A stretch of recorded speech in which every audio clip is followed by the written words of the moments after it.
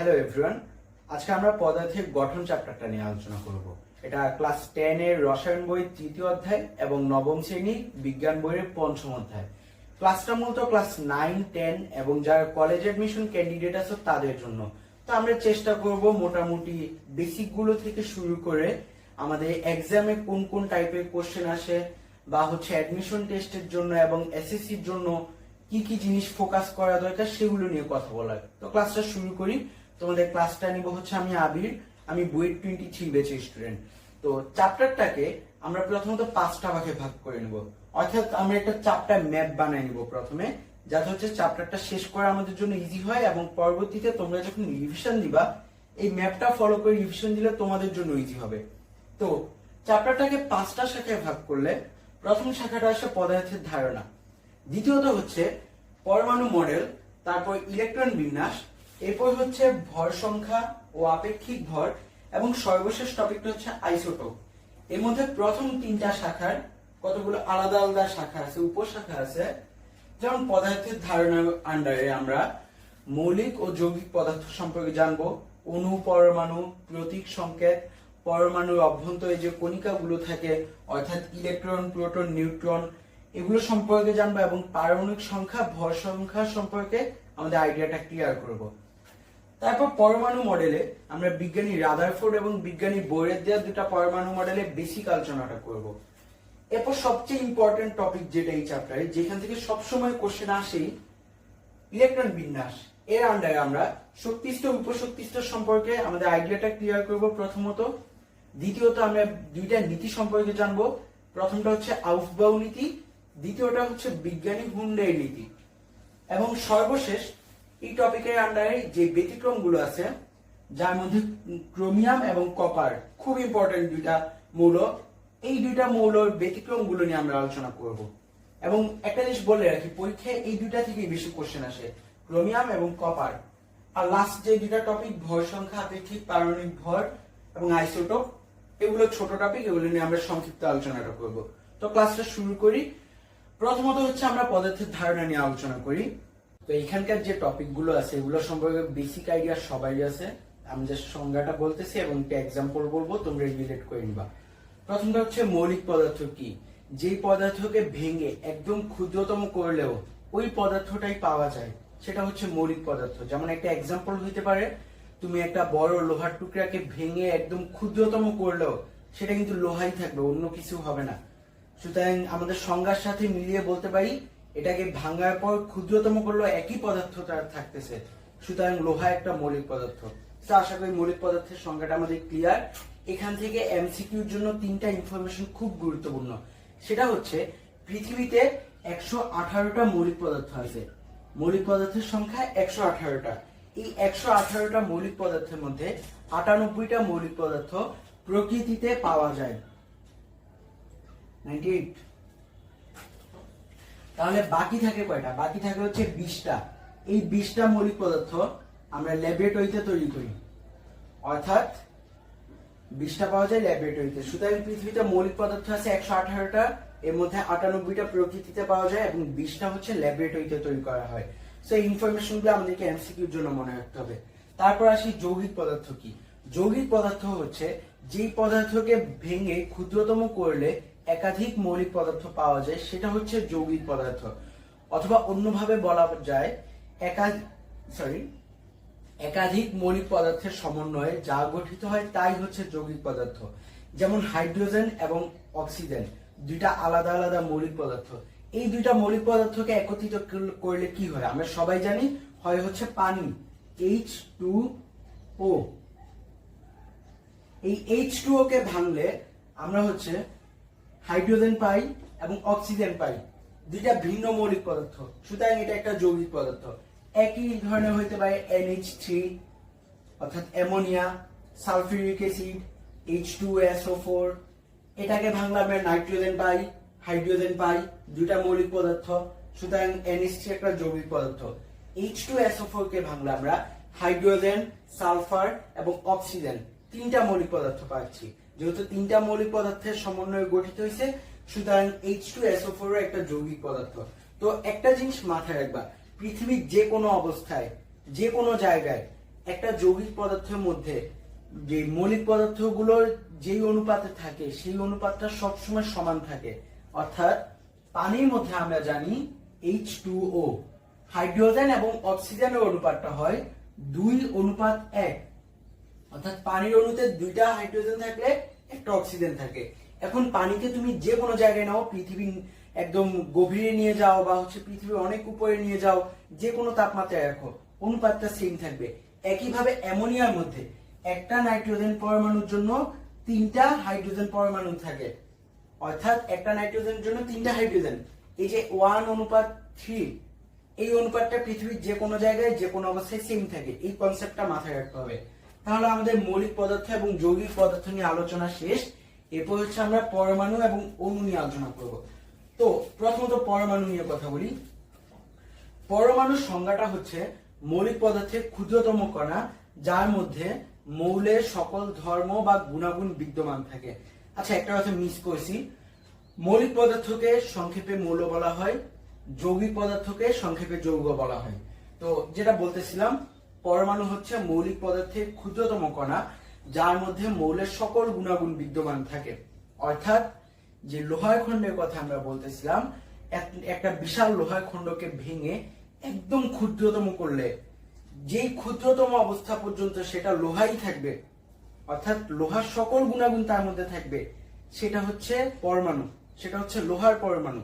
অর্থাৎ পরমাণু হচ্ছে মৌলের ক্ষুদ্রতম রূপ। তাহলে অণু কি? অণু হচ্ছে, ওর একটা অণুর জন্য 2টা সংজ্ঞা আছে। একটা মনে রাখতে পারো, পরমাণু ছিল মৌলের ক্ষুদ্রতম রূপ, তেমনি ভাবে অণু হচ্ছে যৌগের ক্ষুদ্রতম রূপ। আবার আরেকটা সংজ্ঞা মনে রাখতে পারো, সেটা হচ্ছে একাধিক পরমাণু রাসায়নিক বন্ধনের মাধ্যমে যুক্ত থাকলে যা গঠিত হয় তাই হচ্ছে অণু। যেমন ধরো ও হচ্ছে, এটা হচ্ছে একটা অক্সিজেন পরমাণু। এখন এই অক্সিজেন পরমাণুর সাথে আরেকটা অক্সিজেন পরমাণু যোগ করতেছি, কি হবে আমরা জানি, হবে O2।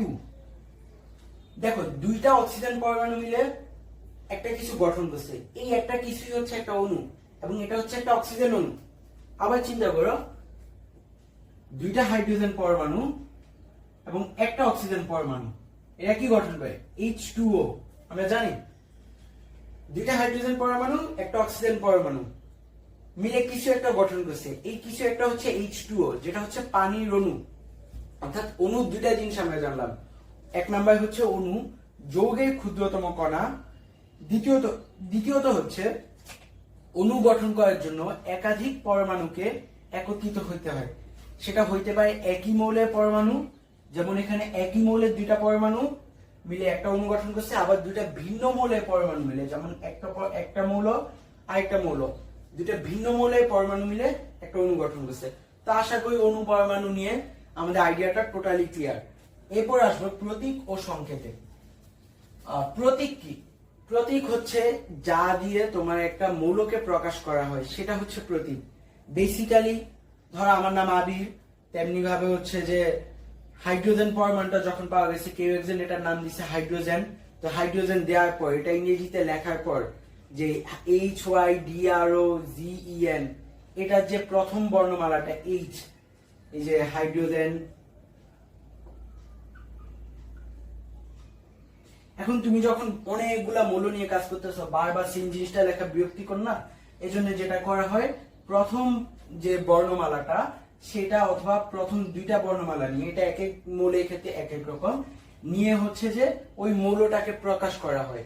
এই প্রসেসটাকে বলা হচ্ছে মৌলের প্রতীক বা সিম্বল অফ মলিকিউলস। যেমন হাইড্রোজেনের সিম্বল বা প্রতীক কি? হাইড্রোজেনের সিম্বল হচ্ছে H। তেমনি ভাবে অক্সিজেন বানানটা কি? OXYGEN, প্রথম বর্ণমালাটা কি? O। অক্সিজেনের প্রতীক O, নাইট্রোজেনের N, কার্বনের C। যাই হোক, এগুলো আমি ধরে ধরে শিখাবো না, এগুলো এমনি বুঝে যাবা তোমাদের কোনগুলা দরকার যখন তোমরা হচ্ছে পর্যায় সারণীর যে চ্যাপ্টারটা আছে সেটা পড়বা। সো বেসিক্যালি এটা মাথায় রাখো, প্রতীক হচ্ছে সেই জিনিসটা যা দিয়ে হচ্ছে কোন একটা মৌলকে প্রকাশ করা হয়, অর্থাৎ কোন একটা মৌলকে প্রকাশের সংক্ষিপ্ত পদ্ধতিটাই হচ্ছে প্রতীক। তেমনি ভাবে সংকেত কি? সংকেত হচ্ছে কোন একটা যৌগকে প্রকাশ করার সংক্ষিপ্ত পদ্ধতি হচ্ছে সংকেত। যেমন আমি H2O, এটা দিয়ে আমি বুঝি পানি। সংকেত, এটা হচ্ছে পানির সংকেত বা পানির ফর্মুলা NH3। এটা হচ্ছে অ্যামোনিয়ার সংকেত বা অ্যামোনিয়ার ফর্মুলা। তো আমি যদি সামারি করি, প্রতীক হচ্ছে যা দিয়ে তুমি মৌলকে সংক্ষেপে প্রকাশ করতেছো, এবং সংকেত হচ্ছে যা দিয়ে তুমি অণুকে সংক্ষেপে প্রকাশ করতেছো। এগুলা নিয়ে এতটুকু জানলেই হবে। তারপরে আসি একটা ইম্পর্টেন্ট টপিক, সেটা হচ্ছে পরমাণুর কণা। মূলত পরমাণুতে 3 ধরনের কণা পাওয়া যায়। একটা হচ্ছে স্থায়ী কণা, দ্বিতীয়ত হচ্ছে অস্থায়ী কণা, এবং সর্বশেষ হচ্ছে কম্পোজিট কণিকা। এর মধ্যে তোমাদের এসএসসি লেভেলে কেবলমাত্র স্থায়ী কণা নিয়ে আলোচনা করা হয়। অস্থায়ী কণা এবং কম্পোজিট কণিকা নিয়ে তোমরা যখন ইন্টারভিউ উঠবা তখন হচ্ছে জানতে পারবা। তো স্থায়ী কণাগুলো আবার 3 ধরনের, সেটা হচ্ছে আমরা সবাই জানি ইলেকট্রন, প্রোটন এবং নিউট্রন। তো এগুলা নিয়ে কিছু ইনফরমেশন আছে, সেটা তোমাদের বইয়ের মধ্যে একটা সুন্দর ছক দেওয়া আছে। আমি ওই ছকটাই এখানে লিখবো, ওইখানে ইনফরমেশন গুলা চেষ্টা করবা সবগুলা মুখস্থ রাখার, কারণ এগুলা থেকে প্রায় এমসিকিউ আসে এবং এগুলা অ্যাকচুয়ালি তোমার আজীবন কাজে লাগবে। মানে ইন্টারভিউ কাজে লাগবে, এসএসসি তেও কাজে লাগবে এবং পরবর্তীতেও কাজে লাগার কথা। তো প্রথমত আসি ইলেকট্রন। আমি ওই সারণীটাই লিখে দিচ্ছি বইয়ের মধ্যে যেটা আছে, এটা তোমাদের নোট খাতার মধ্যে সেম টু সেম লিখবা, যে বইয়ে যেভাবে আছে। আচ্ছা, নিউট্রন লিখি।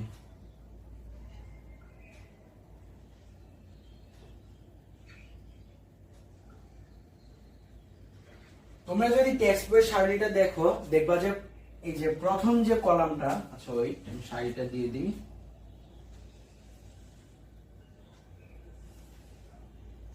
একদম প্রথম কলামটার মধ্যে লেখা আছে প্রতীক। প্রতীক কি একটু আগে আমরা দেখছি, কোন কিছুকে প্রকাশের সংক্ষিপ্ত পদ্ধতি, অর্থাৎ আমরা দেখছিলাম কোন মৌলকে প্রকাশের সংক্ষিপ্ত পদ্ধতি হচ্ছে প্রতীক। এখন এগুলার ক্ষেত্রেও প্রতীক ব্যবহার করা হয়, সেটা হচ্ছে ইলেকট্রন, ELECTRON। প্রথম বর্ণমালাটা কি? ই। ইলেকট্রনকে প্রকাশ করা হয় ই দিয়ে, আমি ব্র্যাকেটে লিখে দিচ্ছি ই। বইয়ের মধ্যে আলাদা একটা কলাম আছে। নিউট্রনকে NEUTRON, এন। এন হচ্ছে নিউট্রনের প্রতীক। তেমনি ভাবে প্রোটনটা কি হবে? পি। আশা করি এগুলো আমরা বুঝছি, কঠিন কিছু না।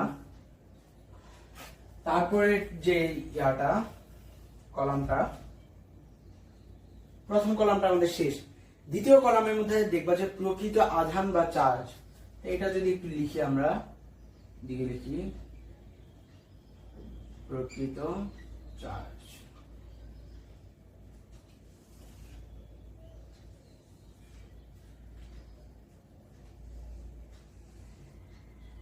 প্রকৃত চার্জ, ইলেকট্রনের প্রকৃত চার্জটা হচ্ছে -1.6 × 10⁻19 কুলম। তুমি যদি এখন আমাকে জিজ্ঞাসা করো ভাইয়া এটা কিভাবে আসছে, তাহলে এটা বলবো যে এটা আপাতত এটা তোমার জানার দরকার নেই, এটা মুখস্থ করো। যখন ইন্টারভিউ উঠবে এটা একটা প্রমাণ দেখবা, এবং সত্যি বলতে এই প্রমাণটা তোমার জীবনে কোথাও কাজে লাগবে না, জাস্ট এই ইনফরমেশনটাই কাজে লাগবে যে তোমার ইলেকট্রনের প্রকৃত চার্জ কত।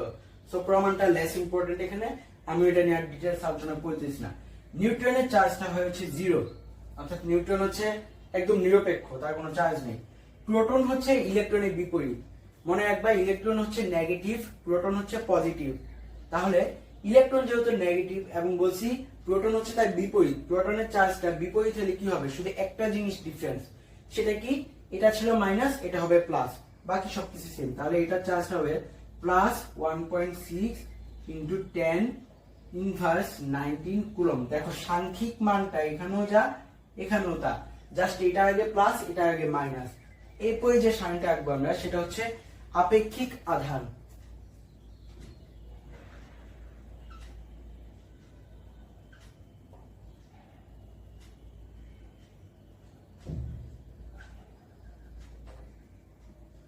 এই যে সারণীটা তোমরা নোট খাতার মধ্যে বইয়ের মধ্যে যেভাবে আছে একদম হুবহু তুলে ফেলবা। তো আপেক্ষিক আধান, আপেক্ষিক বলতে কি বুঝায় সেটা এখন আলোচনা করবো না, সেটা হচ্ছে এই ক্লাসটার শেষের দিকে যখন হচ্ছে আমরা আপেক্ষিক পারমাণবিক ভর নিয়ে আলোচনা করবো, তখন এটা কনসেপ্টটা ক্লিয়ার হয়ে যাবে। এখন মনে রাখো জাস্ট ইলেকট্রনের আপেক্ষিক চার্জটা হচ্ছে -1।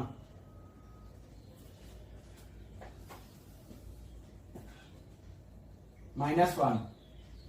নিউট্রনের প্রকৃত চার্জটা 0 ছিল, আপেক্ষিক চার্জটাও 0 হইতে বাধ্য, 0। এবং বলছিলাম কি প্রোটন সবসময় ইলেকট্রনের বিপরীত। ইলেকট্রন যদি হয় -1, প্রোটন তাহলে +1 হবে, +1। তাহলে চার্জ নিয়ে আলোচনা শেষ। এরপরে দুইটা সারণী আছে, সেটা হচ্ছে তোমাদের প্রকৃত ভর এবং আপেক্ষিক ভর নিয়ে।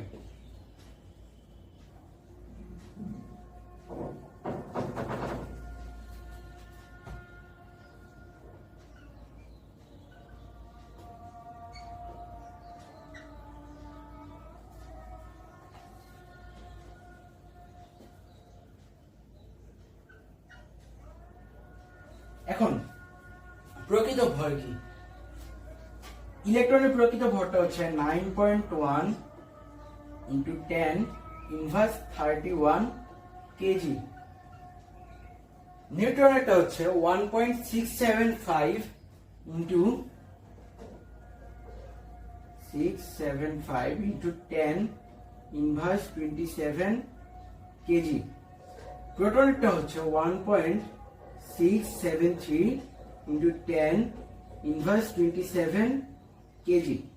এবং ইলেকট্রনের আপেক্ষিক ভরটা ধরা হয় 0, এটা ধরা হয় হচ্ছে 1, এটা 1। এখন 0 কেন ধরা হয়? যদি তুমি ক্যালকুলেটরের মধ্যে এই যে এটাকে প্রোটনের আপেক্ষিক ভর যেটা, সরি প্রোটনের প্রকৃত ভর যেটা, প্রোটনের প্রকৃত ভরকে যদি তুমি ইলেকট্রনের প্রকৃত ভর দিয়ে ভাগ করো, দেখো হচ্ছে রেজাল্টটা আসতেছে 1840। অর্থাৎ প্রোটন ইলেকট্রনের 1840 গুণ ভারী, এবং এটা অনেক বেশি না? এই যে অনেক বেশি, এজন্য এইগুলাকে যখন আপেক্ষিক ভরটা 1 ধরা হয়, তখন দেখা যায় ইলেকট্রনটা এতই হালকা, এত বেশি হালকা যে সে হচ্ছে প্রায় শূন্যের কাছাকাছি। তাহলে এই জন্য তার আপেক্ষিক ভরটা ধরা হয় 0, নিউট্রন এবং প্রোটনটা 1 ধরা হয়। 1 ধরার কারণ কি? কারণ দেখো এই দুটা প্রায় সেম মান, অলমোস্ট সেম। সো তোমাদেরকে এখানে যে 4টা ইনফরমেশন আছে প্রতিটার জন্য, অর্থাৎ ইলেকট্রন, প্রোটন, নিউট্রন প্রত্যেকের আপেক্ষিক চার্জ, প্রকৃত চার্জ, আপেক্ষিক ভর এবং প্রকৃত ভর, এই 4টা ইনফরমেশন মুখস্থ রাখতে হবে, এবং এগুলা তোমার সব সময় কাজে লাগবে। Not only in SSC stage but also HSC stage, সব ক্ষেত্রে এগুলো তোমার কাজে লাগবে। সো এগুলা সুন্দর করে নোট করে ফেলবা। আমাদের ইলেকট্রন, প্রোটন, নিউট্রন নিয়ে আলোচনা শেষ। তো তারপর অংশে আসি, পারমাণবিক ভর এবং ভর সংখ্যা, পারমাণবিক সংখ্যা এবং ভর সংখ্যা। আচ্ছা, এইখানে ইলেকট্রন, প্রোটন, নিউট্রনের মধ্যে একটা ইনফরমেশন অবশ্যই মাথায় রাখবা, সেটা হচ্ছে প্রোটন ইলেকট্রনের 1840 গুণ ভারী। এটা এমসিকিউতে আসে। আর এবার যদি আসি পারমাণবিক সংখ্যা, পারমাণবিক সংখ্যা বলতে বোঝায় যেটা, সেটা হচ্ছে মানে যখন গবেষণা করা হয়েছিল ল্যাবরেটরিতে, দেখাইছে প্রত্যেকটা মৌল, আমি যে বলতেছিলাম হাইড্রোজেন, অক্সিজেন, নাইট্রোজেন, কার্বন, এই ধরনের প্রত্যেকটা মৌলে প্রত্যেকের যে প্রোটন সংখ্যাটা, প্রত্যেকের নিউক্লিয়াসের মধ্যে, প্রত্যেকের মধ্যে যে পরিমাণ প্রোটন আছে, সেটা সব ক্ষেত্রে একই রকম, সেটা কোনো চেঞ্জ হয় না।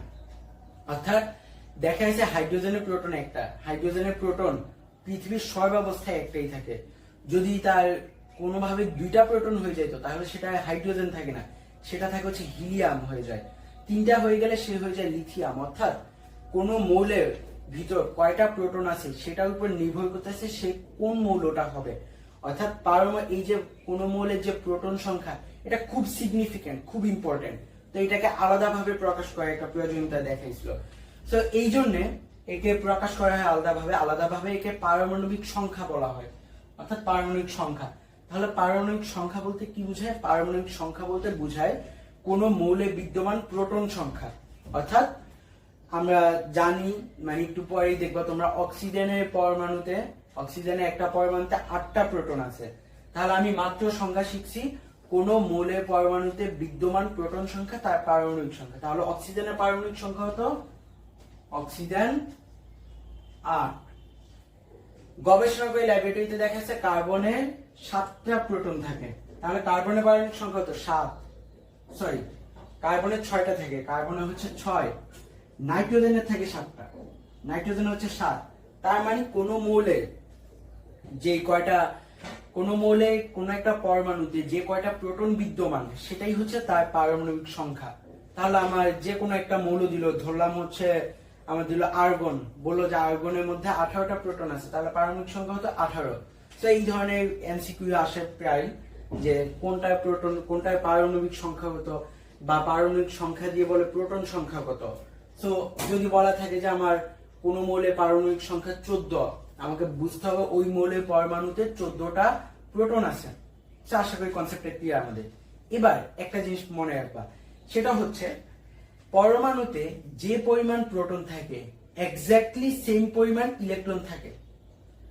মানে স্বাভাবিক অবস্থায় কোন পরমাণুতে যে পরিমাণ প্রোটন থাকে সেম পরিমাণ ইলেকট্রন থাকে। তাহলে স্বাভাবিক অবস্থায় একটা অক্সিজেন পরমাণুতে যদি 8টা প্রোটন থাকে তাহলে তার মধ্যে ইলেকট্রন কয়টা থাকবে? থাকবে 8টা। অর্থাৎ আমাকে যদি বলে স্বাভাবিক অবস্থায় কোন মৌলে পারমাণবিক সংখ্যা 16 হলে তার মধ্যে কয়টা ইলেকট্রন আছে, অ্যান্সার হবে কি 16।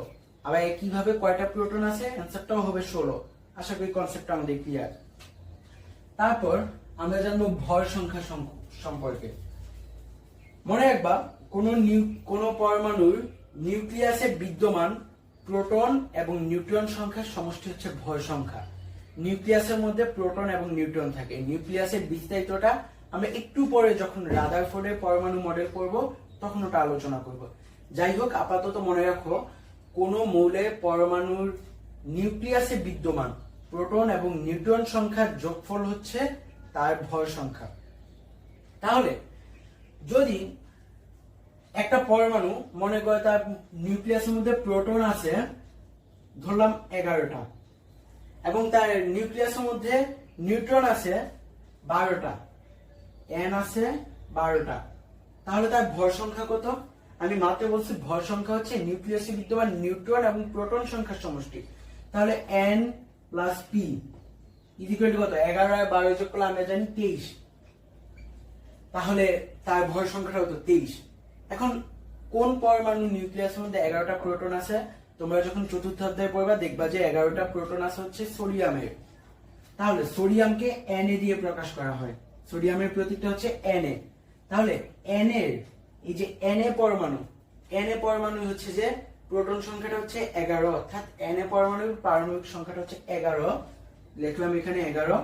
এবং আমরা মাত্র সোডিয়াম পরমাণুতে দেখা যায় যে 11টা প্রোটন এবং 12টা নিউট্রন থাকে। তাহলে তার ভর সংখ্যাটা কত হয় আমরা মাত্র বের করছি, ভর সংখ্যা হচ্ছে 23। এই যে এই জিনিসটাকে সুন্দর করে কিভাবে প্রকাশ করা হয়?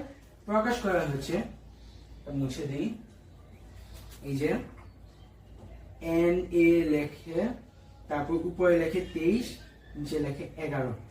তার মানে কোন একটা পরমাণু লেখার পর তার উপরে ডান পাশে, উপরে এই পাশে, হ্যাঁ এই পাশটায়, মানে যখন এভাবে থাকছে তখন তোমার বাম পাশে, এভাবে থাকলে উপরে বাম পাশে যে সংখ্যাটা লেখা হয় সেটা হচ্ছে উপরে বাম পাশে যেটা লেখে সেটা ভর সংখ্যা এবং নিচে বাম পাশে যেটা লেখে সেটা হচ্ছে পারমাণবিক সংখ্যা। অর্থাৎ আমাকে যদি আরেকটা পরমাণু দেওয়া হয়, সাপোজ আমাকে বলা হচ্ছে C12 এবং 6। সি কি? সি আমরা জানি সি হচ্ছে কার্বন। উপরে বাম পাশে কি লিখছে? 12। তার মানে কি এটা হচ্ছে 12 তার ভর সংখ্যা। এবং নিচে বাম পাশে কি লিখছে? 6। আমরা জানি এটা হচ্ছে তাহলে তাই কি পারমাণবিক সংখ্যা। তাহলে এইখান থেকে কি বলা যায়? এখান থেকে বলা যায় কি কার্বনে প্রোটন আছে, প্রোটন কি 6টা আছে, কারণ পারমাণবিক সংখ্যা 6। এবং আমরা জানি কি স্বাভাবিক অবস্থায় প্রোটন এবং ইলেকট্রন সমসংখ্যক থাকে। তাহলে কার্বন এ ইলেকট্রন আছে 6টা। এবং ভর সংখ্যাটা কিভাবে হয়? প্রোটন প্লাস নিউট্রন সংখ্যা। তার মানে আমি ভর সংখ্যা থেকে প্রোটন সংখ্যাটা বাদ দিলে নিউট্রন সংখ্যাটা পাচ্ছি। তাহলে আমি বলতে পারি কার্বনে নিউট্রন আছে 6টি। তেমনি ভাবে আমাকে এইটা দেওয়া থাকলে আমি এখান থেকে কি কি বলতে পারি? এখানে প্রোটন আছে 11টা, ইলেকট্রন আছে 11টা এবং নিউট্রন আছে কয়টা? ভর সংখ্যা থেকে প্রোটন সংখ্যাটা বাদ দিলে, অর্থাৎ 23 থেকে 11 বাদ দিলে থাকে 12টা। সোডিয়ামের জন্য proton 11, electron 11, neutron 23 minus 11 equal to 12। আমাদের এমসিকিউতে এই ধরনের জিনিস দেয়া থাকে। একটা পরমাণুর প্রতীক দিবে, একটা মৌলের প্রতীক দিবে, উপরে নিচে সংখ্যা দিয়ে দিবে, জানতে চাইবে যে তার নিউট্রন সংখ্যা কয়টা, জানতে চাইবে তার প্রোটন সংখ্যা কয়টা, ইলেকট্রন সংখ্যা কয়টা। তা আমরা আশা করি এগুলো পারবো। তা আমাদের প্রথম টপিক গুলো নিয়ে আলোচনা শেষ, অর্থাৎ পদার্থ সম্পর্কে একটা বেসিক ধারণা আমরা পেয়ে গেছি। এবং এখান থেকে কি কি ধরনের কোশ্চেন আসে, বিশেষ করে এখান থেকে এমসিকিউ তে কোশ্চেন আসে এবং এমসিকিউতে কোশ্চেন আসলে কি কি টাইপের কোশ্চেন আসে, কোন কোন ইনফরমেশন গুলো আমাদের মনে রাখতে হবে, সেগুলো নিয়ে আমরা একটা ডিটেলস আলোচনা করে ফেললাম। তাহলে আমাদের ফার্স্ট টপিকটা শেষ আমাদের। এরপর নেক্সট টপিকে আমরা যাচ্ছি, সেটা হচ্ছে পরমাণু মডেল। আচ্ছা, আমাদের সেকেন্ড টপিকটা ছিল পরমাণু মডেল। আমরা বলছিলাম এখানে আমরা বিজ্ঞানী রাদারফোর্ড এবং বিজ্ঞানী বোরের দুটা পরমাণু মডেল নিয়ে আলোচনা করব।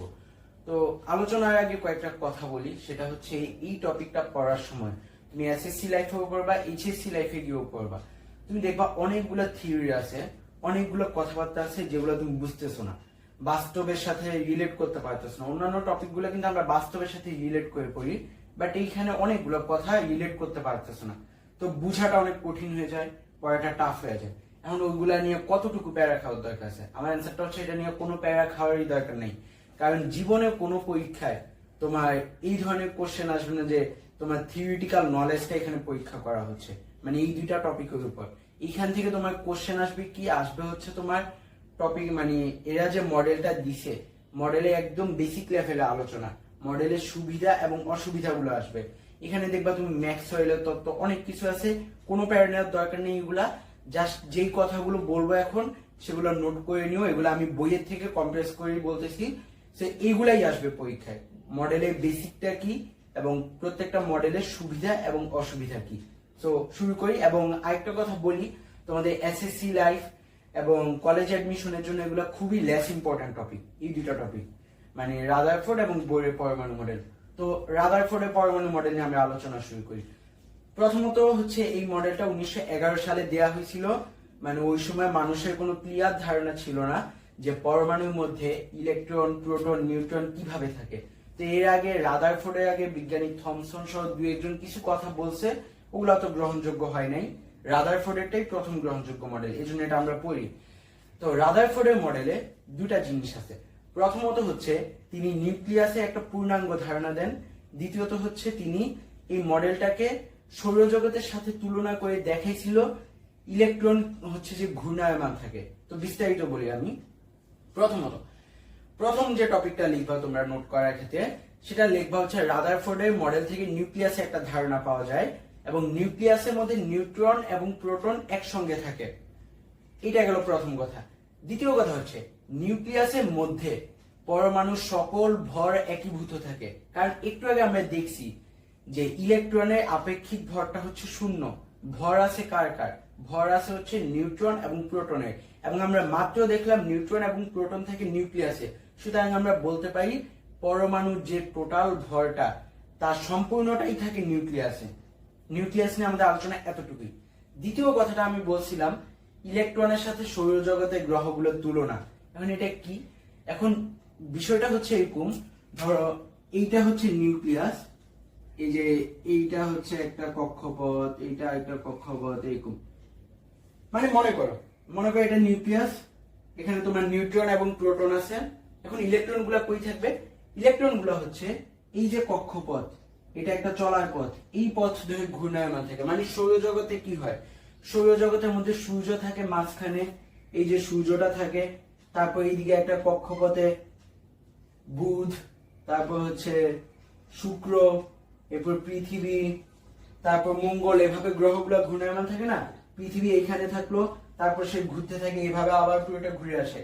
তেমনি ভাবে রাদারফোর্ড বলছে পরমাণুতে যে নিউক্লিয়াসটা থাকে, এই নিউক্লিয়াসের চারদিকে ইলেকট্রন গুলো সৌরজগতের গ্রহগুলোর মতো ঘুরতে থাকে নিউক্লিয়াসকে কেন্দ্র করে। তো রাদারফোর্ডের পরমাণু মডেলে এই দুইটা জিনিসই আছে। এরপর লাস্টলি সে আরেকটা কথা অ্যাড করেছে, সেটা হচ্ছে নিউক্লিয়াস ঘুরতেছে, কারণ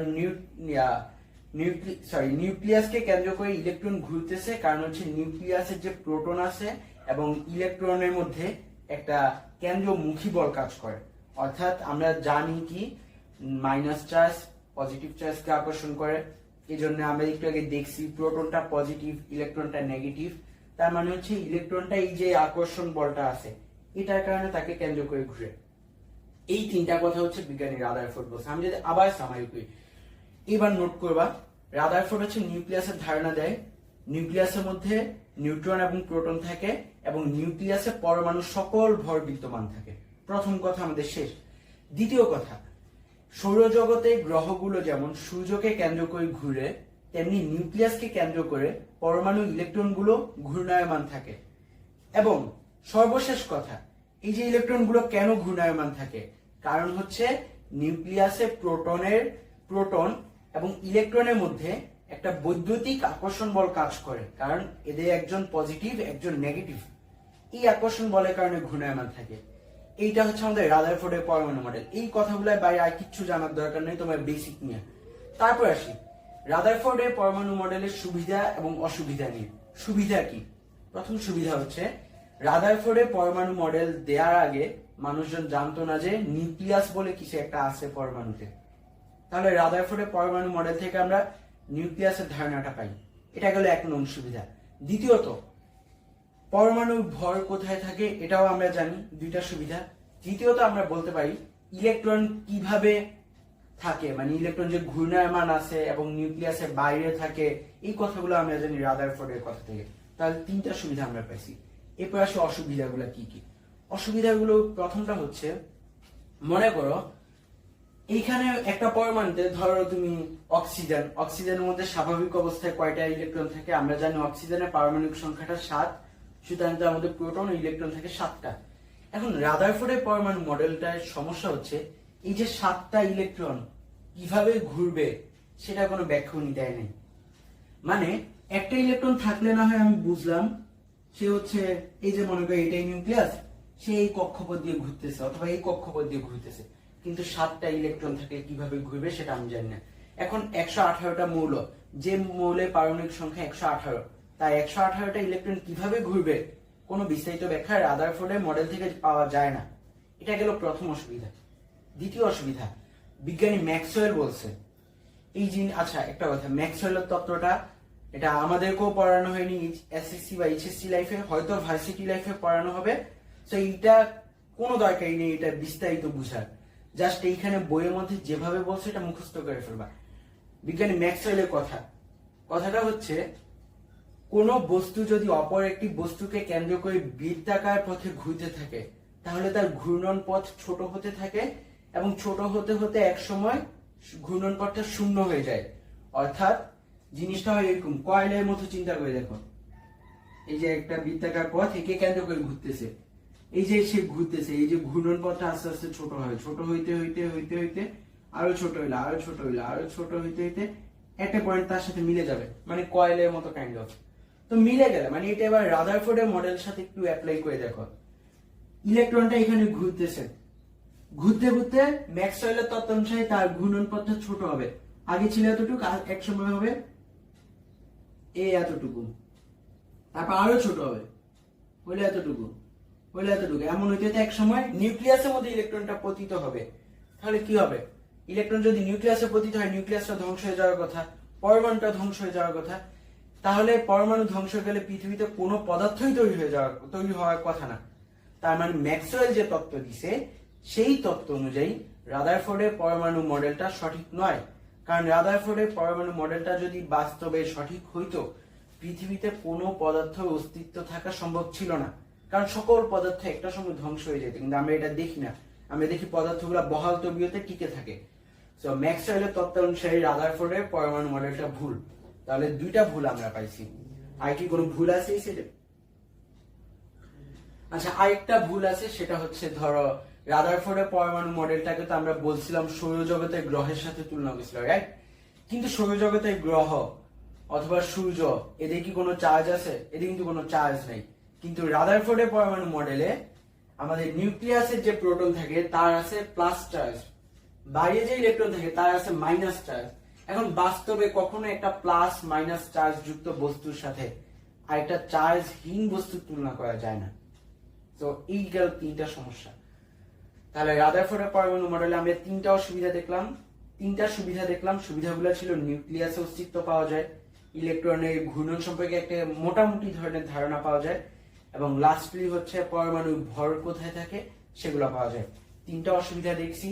প্রথমটা হচ্ছে সৌরজগতের সাথে যে তুলনা করাটা যৌক্তিক নয়, কারণ একটা প্লাস আর একটা প্লাস মাইনাস চার্জ যুক্ত আর একটা চার্জ নিরপেক্ষ।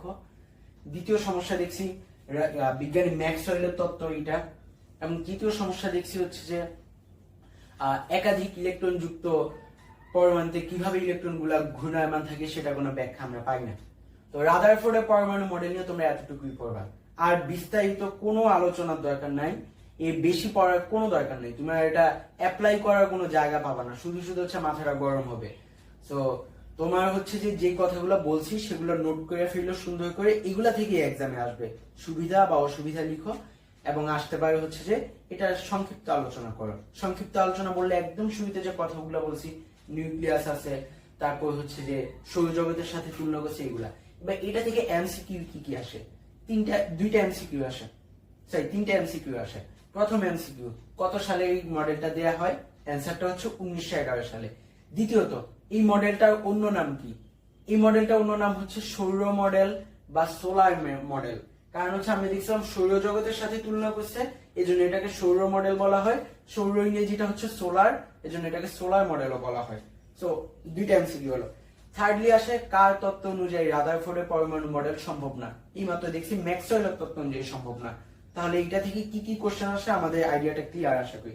তারপর টপিকটা হচ্ছে আমাদের বিজ্ঞানী বোরের যে পরমাণু মডেলটা আছে সেটা।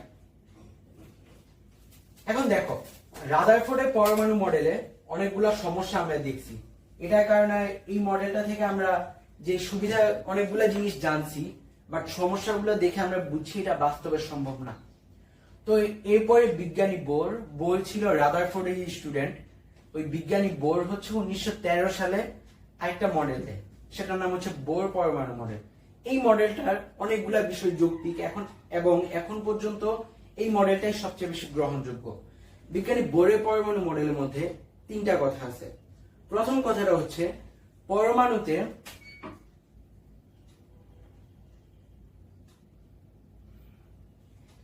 একটা নিউক্লিয়াস আছে, উনিও এটা মেনে নিছে, এবং উনি বলছে নিউক্লিয়াসকে কেন্দ্র করে ইলেকট্রন গুলা কিছু নির্দিষ্ট কক্ষপথে ঘুরে। মানে এটা একটা কক্ষপথ, এইটা একটা কক্ষপথ, এইটা একটা কক্ষপথ।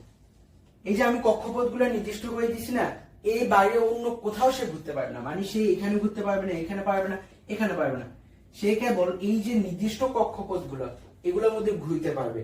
এবং বিজ্ঞানী বোর এই কক্ষপথ গুলোর নাম দিছে প্রধান শক্তি স্তর, বা হচ্ছে যে শেল বা অরবিট বা স্থির কক্ষপথ। অর্থাৎ কি কি নাম পাইলাম? প্রধান শক্তি স্তর, শেল বা অরবিট বা স্থির কক্ষপথ। এইটা গেল হচ্ছে বিজ্ঞানী বোরের প্রথম স্বীকার্য।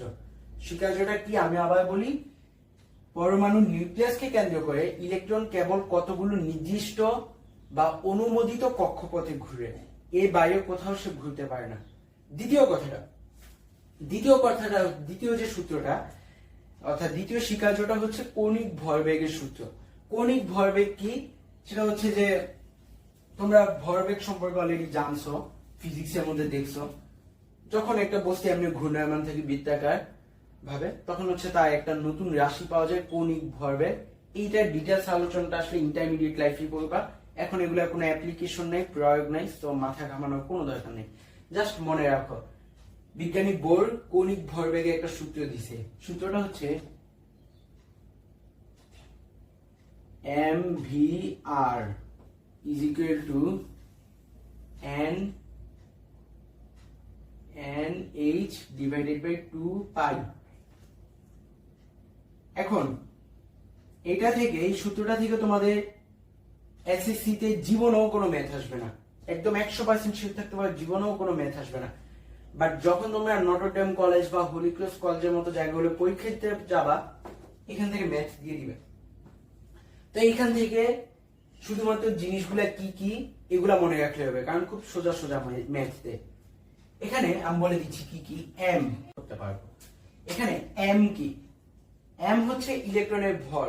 আমরা একটু আগে দেখে আসছি ইলেকট্রনের ভরটা কত ছিল? ভরটা ছিল 9.1 into 10 inverse 31 kg।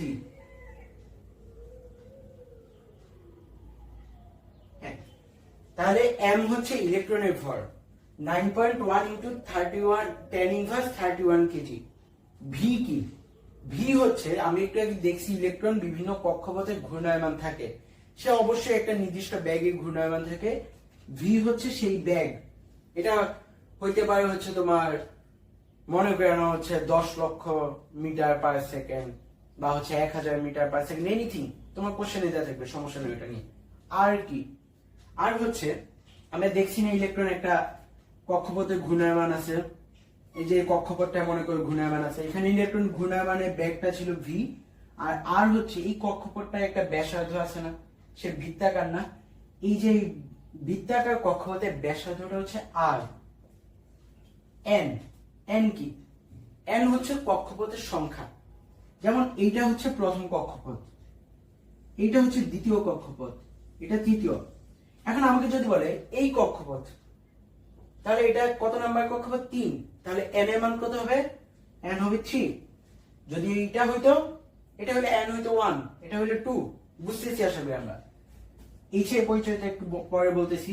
2 কি? 2 তো এমনি একটা সংখ্যা। পাই, পাই হচ্ছে আমরা জানি 3.1416। এইচ কি? এইচ হচ্ছে প্লাঙ্কের ধ্রুবক। প্লাঙ্কের ধ্রুবক কিভাবে আসছে, বিস্তারিত কি কিচ্ছু জানার দরকার নাই, জাস্ট মানটা মুখস্থ রাখবে। এবং মানটা তোমাদের এমসিকিউতে কোথাও না কোথাও আসবেই, এসএসসি তেও আসতে পারে এবং হচ্ছে কলেজ অ্যাডমিশনের খুব ইম্পর্টেন্ট। আর মানটা তোমাদের এইচএসসি লাইফের প্রত্যেকটা জায়গায় রাখবে, দেখবা ফিজিক্সেও লাগতেছে, কেমিস্ট্রিতেও লাগতেছে, তো মানটা মুখস্থ করে রাখো।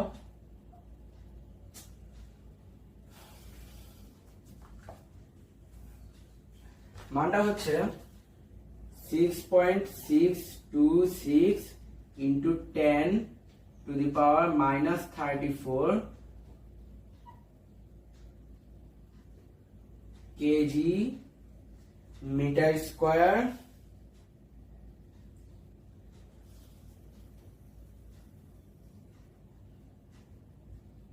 অর্থাৎ 6.626 into 10 to the power minus 34 kg meter square per second। অথবা এটাকে আরেকটা ভাবে লেখা যায়, কেজি মিটার স্কয়ার পার সেকেন্ডের পরিবর্তে লেখা যায় জুল পার সেকেন্ড।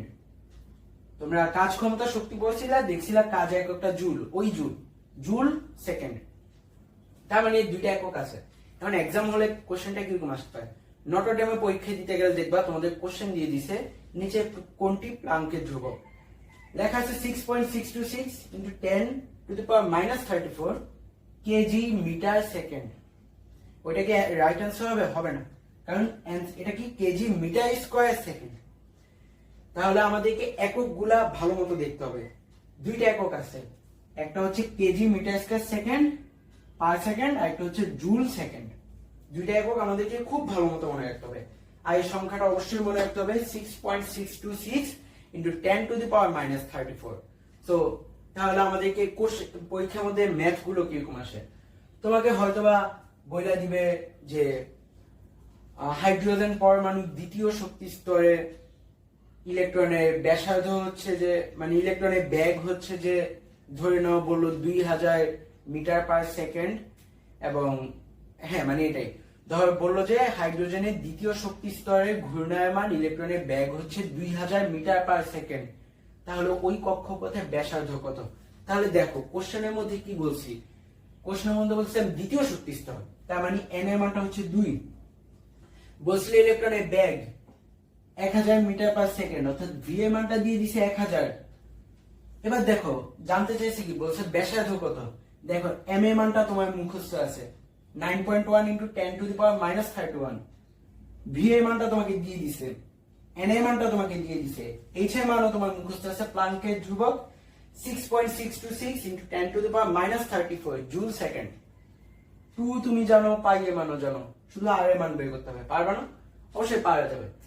আবার এমনও দিতে পারে, বলে দিল তোমার ব্যাসার্ধ দেয়া, বললো ব্যাগ বের করো, সেম ধরনের ম্যাথ, জাস্ট হচ্ছে এবার ভি হচ্ছে অজানা রাশি, আর এর মান তুমি জানো, সুন্দর করে ঐকিক নিয়মে ম্যাথ, ঐকিক নিয়ম না জাস্ট ক্যালকুলেটর বসাই দিলেই হয়ে যাচ্ছে। আবার যদি বলে ইলেকট্রনের ভরবেগ কত, তখন বেসিক্যালি তোমার এমভি এর মানটা বের করতে হচ্ছে, কারণ ভর ইনটু বেগ ইকুয়াল টু ভরবেগ। আর এর মান দিয়ে বলছে ভরবেগ কত, তাহলে জাস্ট হচ্ছে আরটাকে ওইদিকে নিয়ে ভাগ করে দিলেই ভরবেগ চলে আসে। এই ধরনের খুব সিম্পল ম্যাথ আসে। সো তোমার কি কাজটা করতে হবে, শুধুমাত্র সূত্রটা মনে রাখতে হবে, mvr equal to nh divided by 2 pi, এবং তোমাকে আর দুইটা ইনফরমেশন মাথায় রাখতে হবে, সরি তিনটা ইনফরমেশন মাথায় রাখতে হবে। সেটা হচ্ছে কোনগুলা দিয়ে কি কি বোঝায়, এম দিয়ে কি বোঝায়, ভি দিয়ে কি বোঝায়, আর দিয়ে কি বোঝায়, এন এবং এইচ দিয়ে কি বোঝায়। এরপর মনে রাখতে হবে এম এর মান কত, 9.1 ইন্টু 10⁻−31। মনে রাখতে হবে এইচ এর মান কত, 6.626 ইন্টু 10⁻−34। এগুলা মনে রাখতে পারলে এখান থেকে তুমি ম্যাথ পারবা, কোনো সমস্যা হবে না। তো বইয়ের দুইটা জিনিস আমরা শিখে ফেললাম। লাস্ট যে কথাটা বলছে বিজ্ঞানী বোর, সেটা হচ্ছে ইলেকট্রন যখন শক্তি শোষণ করে, মনে করো ইলেকট্রন মানে হচ্ছে কোন একটা পরমাণুকে তুমি একটু তাপ দিছো, আগুনের উপরে রাখছো, তাহলে তার মধ্যে শক্তি যাচ্ছে না? এবার শক্তি যাওয়া মানে কি, ইলেকট্রন প্রত্যেকটা পরমাণুর মধ্যে শক্তি যাচ্ছে। এখন পরমাণুর মধ্যে শক্তি গেলে যেটা হয়, ইলেকট্রন গুলা শক্তি শোষণ করে। শক্তি শোষণ করলে বিজ্ঞানী বই বলছে, মনে করো এটা একটা কক্ষপথ, এটা একটা কক্ষপথ, তুমি তাপমাত্রা দেওয়ার ফলে এইখানে যে ইলেকট্রনটা ছিল এইটা, সে হচ্ছে শক্তি শোষণ করছে। শক্তি শোষণ করলে সে সবসময় উপরের শক্তি স্তরে একটা লাফ দিবে। সে শক্তি শোষণ করলে সে এখানে চলে আসবে। সে যদি অনেক বেশি শক্তি শোষণ করে, সে আরো উপরের শক্তি স্তরে লাফ দিবে। অর্থাৎ মনে করলাম সে অনেক শক্তি শোষণ করছে, সে দেখাইছে এইখান থেকে এক লাফে এখানে চলে আসছে। এটা শক্তি শোষণের উপর নির্ভর করতেছে। আবার একইভাবে শক্তি শোষণ করলে সে নিচ থেকে উপরে যায়, তার মানে কি শক্তি ছেড়ে দিলে অর্থাৎ বিকিরণ করলে সে উপর থেকে নিচে যাবে না, এটাই হয়।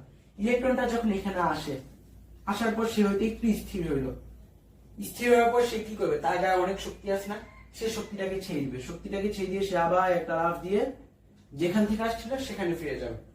এটা গেল বইয়ের লাস্ট কথা। সামারি করলে বলা যায়, ইলেকট্রন শক্তি শোষণ করলে নিম্ন শক্তি স্তর থেকে উচ্চ শক্তি স্তরে যায় এবং শক্তি বিকিরণ করলে উচ্চ শক্তি স্তর থেকে নিম্ন শক্তি স্তরে নেমে আসে। এখানে আরেকটা সূত্র আছে তোমাদের, H V equal to H C by lambda, right? হ্যাঁ, সি বাই ল্যামডা। এখান থেকে ম্যাথ আসে না। এটা তোমরা যদি তরঙ্গ চ্যাপ্টারটা পড়ে থাকো ফিজিক্সে, তাহলে তোমরা জানো যে C equal to V into lambda, যেখানে সি হচ্ছে আলোর বেগ, ভি হচ্ছে তরঙ্গের কম্পাঙ্ক, ল্যামডা হচ্ছে তরঙ্গ দৈর্ঘ্য। তো এইখানে ওই সূত্রটা এইচ ভি, ভি এর পরিবর্তে তাহলে এখান থেকে কি লেখা যায়, ভি সমান সমান সি ডিভাইডেড বাই ল্যামডা লেখা যায় না? এখানে জাস্ট এই কথাটা লিখছে এইচ ভি, ভি এর পরিবর্তে লিখছে ভি না, অ্যাকচুয়ালি এটা একটু বাঁকা হাতে ভি, রোমান সংখ্যা আর কি, মিউ বলে এটাকে, ইংরেজিতে বলার সুবিধাতে বলতেছি ভি, এটা অ্যাকচুয়াল নাম হচ্ছে mu. H mu equal to H C divided by lambda. এটা থেকে ম্যাথ আসবে না, আসার কোনো চান্সই নেই। তবু বলে রাখি, এখানে এইচটা হচ্ছে তোমার প্লাঙ্কের ধ্রুবক, একটু আগে যেটা শিখছো 6.626 ইন্টু 10⁻−34, সেটাই। সি হচ্ছে আলোর বেগ, ল্যামডা হচ্ছে তোমাকে যে তরঙ্গটা দেয়া আছে সেই তরঙ্গের তরঙ্গ দৈর্ঘ্য, মিউ তো দেয়া থাকবেই। এখন এটা থেকে কি কোনো ম্যাথ আসবে? এসএসসি লেভেলে কোনো ম্যাথ আসবে না, বাট এইচএসসি লেভেলে গিয়ে অনেক ম্যাথ করতে হবে।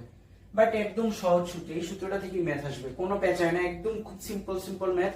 তোমার এইচএসসি তেও দেয়, আবার আমাদের ভার্সিটি অ্যাডমিশনের সময় আমরা এগুলো ধরনের ম্যাথ করছি অনেক, এবং অ্যাডমিশন টেস্টও আসছে।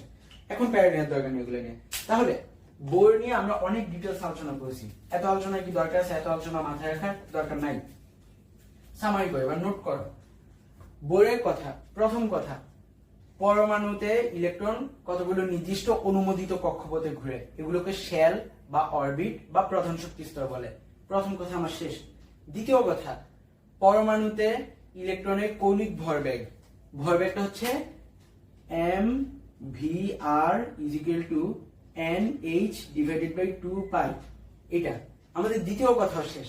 তৃতীয় কথা, পরমাণুতে ইলেকট্রন শক্তি শোষণ করলে সে নিম্ন থেকে উচ্চ শক্তি স্তরে যাবে এবং শক্তি বিকিরণ করলে উচ্চ থেকে নিম্ন শক্তি স্তরে আসবে, এবং শেষ। এগুলোই হচ্ছে আমাদের মূল কথা। আর এগুলা থেকে এবারে বোর্ডের মডেল সম্পর্কে আর কিচ্ছু জানার দরকার নেই তোমার এই লেভেলে। যখন ইন্টারমিডিয়েট লেভেলে যাবা, এখান থেকে অনেকগুলা ম্যাথ করবে, অনেক ইন্টারেস্টিং ম্যাথ আছে, কঠিন কিছু ম্যাথ আছে, বাট বেশিরভাগ অ্যাকচুয়ালি খুব সহজ সূত্রে ফেলা যায়। এখন জানার কোনো দরকার নেই, এগুলা যেগুলা বলছে ওগুলাই মাথায় রাখবা। আর কলেজ অ্যাডমিশনের জন্য এনডিসি বা হলিক্রস, সেন্ট জোসেফ, এগুলোর জন্য এই সূত্রটা ইম্পর্টেন্ট। এই সূত্র থেকে ম্যাথ আসবে। আমার খেয়াল আছে আমি নটরডেম এবং সেন্ট জোসেফে যে পরীক্ষা দিছিলাম, দুটা জায়গাতেই আমার এই সূত্র থেকে ম্যাথ আসছিল। এরপর আসি রাদারফোর্ডের পরমাণু মডেল নিয়ে আমরা আলোচনা করার পর তার সাফল্য এবং তার যে ব্যর্থতাগুলা বা সীমাবদ্ধতা আছে সেগুলো নিয়ে আলোচনা আছি। বইয়েরটাতেও আমরা দেখি কি কি সাফল্য আছে, কি কি সীমাবদ্ধতা আছে। বোরের প্রথম সাফল্য, বিজ্ঞানী বোর আমাদেরকে বলছে যে পরমাণু নির্দিষ্ট কিছু কক্ষপথ আছে, কিছু নির্দিষ্ট জায়গার মধ্যে সে বিচরণ করে। অর্থাৎ বিজ্ঞানী বোরের কথা থেকে আমরা কক্ষপথ বা প্রধান শক্তি স্তর বা শেল বা অরবিট এই ধারণাটা পাই, প্রথম সাফল্য। দ্বিতীয় সাফল্য, কণিক ভরবেগের ধারণা পাই। তৃতীয় সাফল্য, আমরা জানি পরমাণুতে ইলেকট্রন শক্তি শোষণ করলে কি হয়, শক্তি বিকিরণ করলে কি হয়, এগুলো আমরা জানছি বোরের মডেল থেকে। তিনটা সাফল্য পাইছি। 4 নাম্বার কথা, যখন তোমরা একটু বড় হবা তখন দেখবা এই যে একটু আগে যে সূত্রটা দেখছি h mu equal to hc divided by lambda, এটা তো একটা তরঙ্গ। তোমরা তোমরা জানো যে আলো হচ্ছে একটা তরঙ্গ। তো ইলেকট্রন শক্তি শোষণ করলে উপরে যাচ্ছে, বিকিরণ করলে নিচে যাচ্ছে, এখানে নিশ্চয়ই তরঙ্গের কিছু কাহিনী আছে, অর্থাৎ আলো দেখা যায়। এই আলোটাকে এখানে বর্ণালী বলা হয়। বিজ্ঞানী বোরের মডেল থেকে হাইড্রোজেন বা লিথিয়াম 2+ এই ধরনের যেই এক ইলেকট্রন আছে সেই ধরনের পরমাণু বা আয়নের বর্ণালী সম্পর্কে ধারণা পাওয়া যায়। সামারি করে বলি আবার, বোরের মডেল থেকে প্রধান শক্তি স্তরের ধারণা পাও, কণিক ভরবেগের ধারণা পাওয়া যায়, তারপর ইলেকট্রন শক্তি শোষণ বা বিকিরণ করলে কি হয় সেটা আমরা জানি। চতুর্থত হচ্ছে পরমাণুর বর্ণালী সম্পর্কে একটা বেসিক ধারণা পাওয়া যায়। এই 4টা কথা তোমার যদি বলে পরীক্ষায় আসে বোর মডেলের সাফল্য লেখা, এই 4টা কথা লিখলে তুমি ফুল মার্কস পাবা। এবার আসি, এখানেও কিছু সীমাবদ্ধতা আছে। এই সীমাবদ্ধতা কি কি? প্রথম সীমাবদ্ধতা হচ্ছে বোর মডেল দিয়ে কেবলমাত্র একটা ইলেকট্রন আছে এরকম যেসব পরমাণু বা আয়ন তাদের পারমাণবিক বর্ণালী ব্যাখ্যা করা যায়, একাধিক যাদের তাদেরটা ব্যাখ্যা করা যায় না। যেমন হাইড্রোজেনের পারমাণবিক সংখ্যা হতো 1, তাহলে তার মধ্যে ইলেকট্রন আছে কয়টা? একটা। বোর মডেল দিয়ে তুমি হাইড্রোজেনের যে পারমাণবিক বর্ণালী সেটা তুমি ব্যাখ্যা করতে পারবা। লিথিয়াম 2+ আয়ন, আমি জানি না তোমরা এই যে আয়ন নিয়ে বিস্তারিত পড়ছো কিনা, আমি ধরে নিচ্ছি তোমরা পড়ছো, আর না পড়লেও পরে দেখবা। তোমরা দেখবা যে লিথিয়াম 2+ আয়নের মধ্যে ইলেকট্রন থাকে একটা, তাহলে সেও এক ইলেকট্রন বিশিষ্ট। তারপর আরেকটা চিন্তা করতে হবে, হাইড্রোজেন, হিলিয়াম, লিথিয়াম, বেরিলিয়াম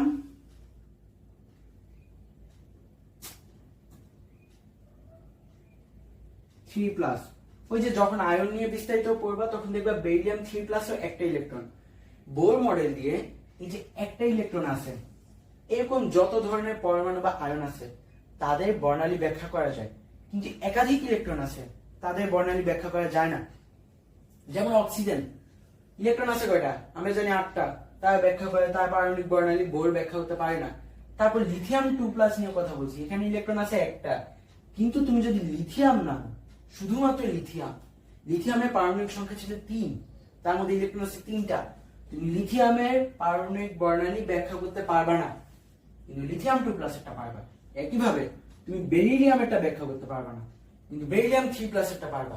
আবার আরেকটা খুব ইম্পর্টেন্ট একটা জিনিস, তুমি হাইড্রোজেনটা পারবা, কিন্তু তুমি হাইড্রোজেন প্লাস এটাই ব্যাখ্যা করতে পারবে না, কারণ এটার মধ্যে কোনো ইলেকট্রনই নাই। তাহলে একটা টপিক গেল আমাদের, বোর মডেল দিয়ে কেবলমাত্র এক ইলেকট্রন বিশিষ্ট পরমাণু বা আয়নের পারমাণবিক বর্ণালী ব্যাখ্যা করা যায়, অন্য কারোটা ব্যাখ্যা করা যায় না। দ্বিতীয়ত, একটা যন্ত্র আছে, এটার নাম হচ্ছে বর্ণালী বীক্ষণ যন্ত্র। এই যে পারমাণবিক বর্ণালী দেখা যায়, অর্থাৎ ইলেকট্রন উপর থেকে নিচে আসার সময় বা নিচ থেকে উপরে যাওয়ার সময় যে আলোগুলা দেখা যায়, সেগুলোকে বর্ণালী বীক্ষণ যন্ত্রে ফেলা হইলে দেখা যায় সেগুলো কতগুলা ছোট ছোট ভাগে ভাগ হয়ে যায়। হয়তো ছিল সে এরকম বিশাল একটা কিছু, সে তখন এরকম হয়ে যায়। এখন কেন এমন হয় এটা ব্যাখ্যা বিজ্ঞানী বই দিতে পারেনি, তাহলে এটা তার আরেকটা ব্যর্থতা। এরপর লাস্টে আরেকটা কথা বলা যায়, বিজ্ঞানী বই বলছিল সকল শক্তি স্তর বা কক্ষপথ হচ্ছে বৃত্তাকার, কিন্তু দেখা গেছে কিছু আছে উপবৃত্তাকার, এরকম ধরনের। তো 3টা সমস্যা পাইছি। এখন সমস্যাগুলো কি কি আমি আবার সামারি করি। কেবলমাত্র এক ইলেকট্রন বিশিষ্ট পরমাণুর পারমাণবিক বর্ণালী ব্যাখ্যা করা যায়। 2 নাম্বার, বর্ণালী বীক্ষণ যন্ত্রে প্রতিটা বর্ণালী কেন অনেকগুলো ছোট ছোট বর্ণালীতে বিভক্ত হয় সেটা ব্যাখ্যা করা যায় না। তৃতীয়ত, বোর বলছিল কেবল বৃত্তাকার কক্ষপথ আছে, কিন্তু বাস্তব উপবৃত্তাকার কক্ষপথ আছে। তাহলে এই তিনটা জিনিস মাথায় রাখলে হবে, এবং পরীক্ষা যদি কখনো আসে বোর মডেলের সীমাবদ্ধতা লিখো, এই তিনটা কথা লিখে ফেলবে। এখন তোমাদের কলেজ অ্যাডমিশন টেস্টে কি ধরনের কোশ্চেন আসবে? আসবে হচ্ছে লিথিয়ামে কি বর্ণালী ব্যাখ্যা করা, মানে বোর মডেল দিয়ে কি লিথিয়ামে বর্ণালী ব্যাখ্যা করা যায়? অ্যান্সারটা হবে না। আসবে এইচ প্লাসের বর্ণালী কি ব্যাখ্যা করা যায়? অ্যান্সারটা হবে না। যদি আসে এইচ এর বর্ণালী কি ব্যাখ্যা করা যায়? অ্যান্সার হবে ইয়েস। লিথিয়াম 2+ করা যায়। মানে কোশ্চেন আসবে যে কোনগুলা করা যায় কোনগুলা করা যায় না। তো এর জন্য বেশি ইম্পর্টেন্ট টপিক হচ্ছে তোমার হাইড্রোজেনেরটা সম্পর্কে জানবা, এবং হাইড্রোজেন এবং H+, লিথিয়াম এবং লিথিয়াম 2+, বেরিলিয়াম এবং বেরিলিয়াম 3+। এই 6টা, 3টা পরমাণু এবং 3টা আয়ন, এদের মধ্যে এগুলা থেকেই সাধারণত কোশ্চেন আসবে তোমাদের। মানে যদি খুব বেশি না পেঁচাইলেও আশা করি পারবা, কারণ বেসিকটা তো বুঝছো, যেটার মধ্যে একটা ইলেকট্রন আছে কেবল তারটাই ব্যাখ্যা করা যাবে, অন্যদেরটা যাবে না। তাহলে দেখো এর মধ্যে একটা ইলেকট্রন আছে, সুতরাং তারটা ব্যাখ্যা করা যায়। এর মধ্যে একটাও ইলেকট্রন নাই, সুতরাং তারটা যায় না। এর মধ্যে 3টা ইলেকট্রন আছে, সুতরাং তারটা যাবে না। এর মধ্যে আছে একটা ইলেকট্রন, সুতরাং তারটা যাবে। এর মধ্যে আছে 4টা ইলেকট্রন, এটা আরো আগে যাবে না। এর মধ্যে আছে একটা ইলেকট্রন, তারটা যাবে। আমি তো বুঝছি তো আমরা কোনগুলা যাবে কোনগুলা যাবে না, পরীক্ষা এগুলো আসবে। এগুলা থেকে খুব ইম্পর্টেন্ট একটা টপিক এটা। বাট তোমাদের এখন পারমাণবিক বর্ণালী কি, কেন হয়, এটা কিরকম, অত বিস্তারিত জানার দরকার নেই। জাস্ট এগুলা মাথায় রেখো কোনগুলায় ব্যাখ্যা করা যায় কোনগুলা যায় না। তাহলে আমি যদি সামারি করি, তোমার এই যে পরমাণু মডেলে কি কি পড়তে হবে। প্রথমত এসএসসির জন্য হচ্ছে তুমি প্রত্যেকটা মডেলের বেসিক এবং হচ্ছে প্রত্যেকটা মডেলের সুবিধা এবং সীমাবদ্ধতা এগুলি নিয়ে আলোচনা করবা। তো এইগুলা নোট করছো আশা করি। নোট করলে ওই নোটটাই হচ্ছে যেটা লিখছো ওটা সম্পূর্ণটা তুলে দিবা জাস্ট এক্সাম হলে। যদি বলে বেসিক, মানে এটা একটা বিস্তারিত আলোচনা করা, তখন ওই যে প্রথম কথাগুলো লিখবা। সীমাবদ্ধতা লিখলে সীমাবদ্ধতার যে 3-4টা পয়েন্ট ছিল ওগুলা লিখবা। এরপর হচ্ছে যে তোমার কলেজ অ্যাডমিশন টেস্টের জন্য বা হচ্ছে এই যে এগুলো আসলে এইচএসসি তো তোমার কাজে লাগবে, এবং ইউনিভার্সিটি অ্যাডমিশন টেস্টে এগুলা থেকে অনেক কোশ্চেন আসে। বিশেষ করে জাহাঙ্গীরনগর বিশ্ববিদ্যালয় বা ঢাকা বিশ্ববিদ্যালয়ের মতো পরীক্ষাগুলোয়, এবং সামটাইমস বুয়েটে পিলিত হয়তো বা 1-2টা কোশ্চেন আসছে। বাট ঢাকা বিশ্ববিদ্যালয়, জাহাঙ্গীরনগর বিশ্ববিদ্যালয়, চট্টগ্রাম বিশ্ববিদ্যালয় অথবা গুচ্ছ, এগুলোর জন্য এই টপিকটা খুব ইম্পর্টেন্ট। যাই হোক, কলেজ অ্যাডমিশন জন্য NDC, saint Joseph, holy cross, এগুলোতেও এই ধরনের কোশ্চেন আসবে। তাহলে তোমার মাথায় রাখতে হবে কি, এসএসসির জন্য সুবিধা অসুবিধা এবং বেসিক আলোচনা, এবং কলেজ অ্যাডমিশনের জন্য MVR = NH/2π সূত্রটা, এটা ম্যাথ, যেটা একটা ম্যাথ আমি বলছি ওই ধরনের ম্যাথই আসবে। আর কাদের কাদের বর্ণালী ব্যাখ্যা করা যায়, কাদের বর্ণালী ব্যাখ্যা করা যায় না, এতটুকুই। এই বাইরে তোমার ম্যাক্সওয়েলের তত্ত্বের বিস্তারিত, পারমাণবিক বর্ণালী কি, কিভাবে কাজ করে, কোনো দরকার নেই।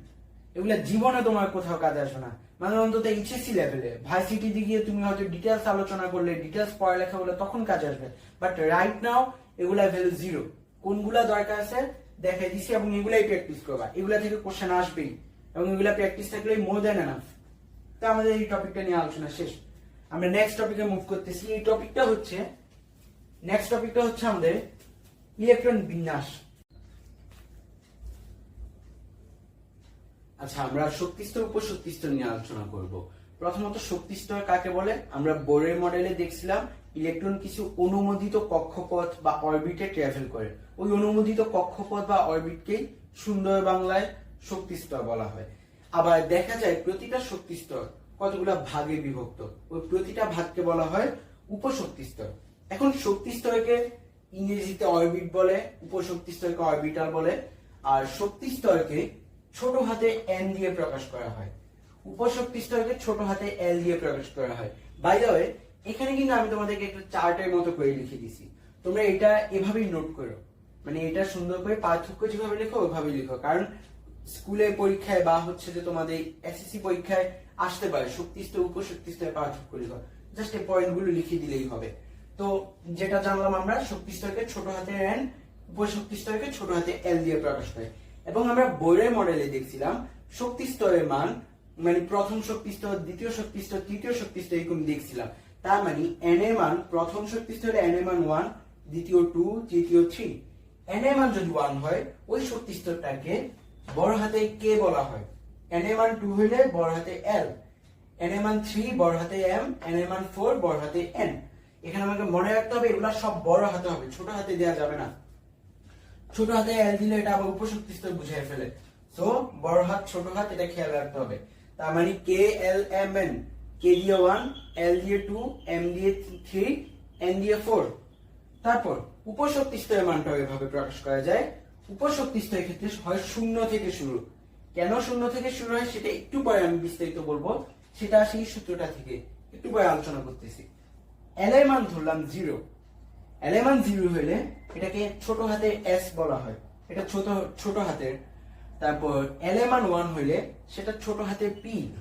l এর মান যদি হয় 2 ছোট হাতে d। l এর মান যদি হয় 3 ছোট হাতে f, অর্থাৎ s p d f। আমাকে বুঝতে হবে s দিয়ে কি বোঝায়, s দিয়ে বোঝায় 0, p 1, d 2, f 3। মনে রাখতে হবে। তারপর e মানে ইলেকট্রন। আমরা জানি প্রতিটা শক্তি স্তরে ই থাকে হচ্ছে মানে অর্থাৎ ইলেকট্রন থাকে 2n² পরিমাণ। তার মানে আমাকে যদি বলে তৃতীয় শক্তি স্তরে সর্বোচ্চ কয়টা ইলেকট্রন থাকতে পারে, তৃতীয় হইলে n এর মান কত হইতো, n = 3। আমি মাত্র সূত্র শিখছি, সর্বোচ্চ ইলেকট্রন থাকতে পারে 2n²। 2 × 3² = 9, 9 × 18, 18টা। তাহলে আমরা বুঝতেছি আশা করি। যদি আমাকে বলে চতুর্থ শক্তি স্তরে কয়টা, 4, 2 × 4², তার মানে হচ্ছে 2 × 16, 32।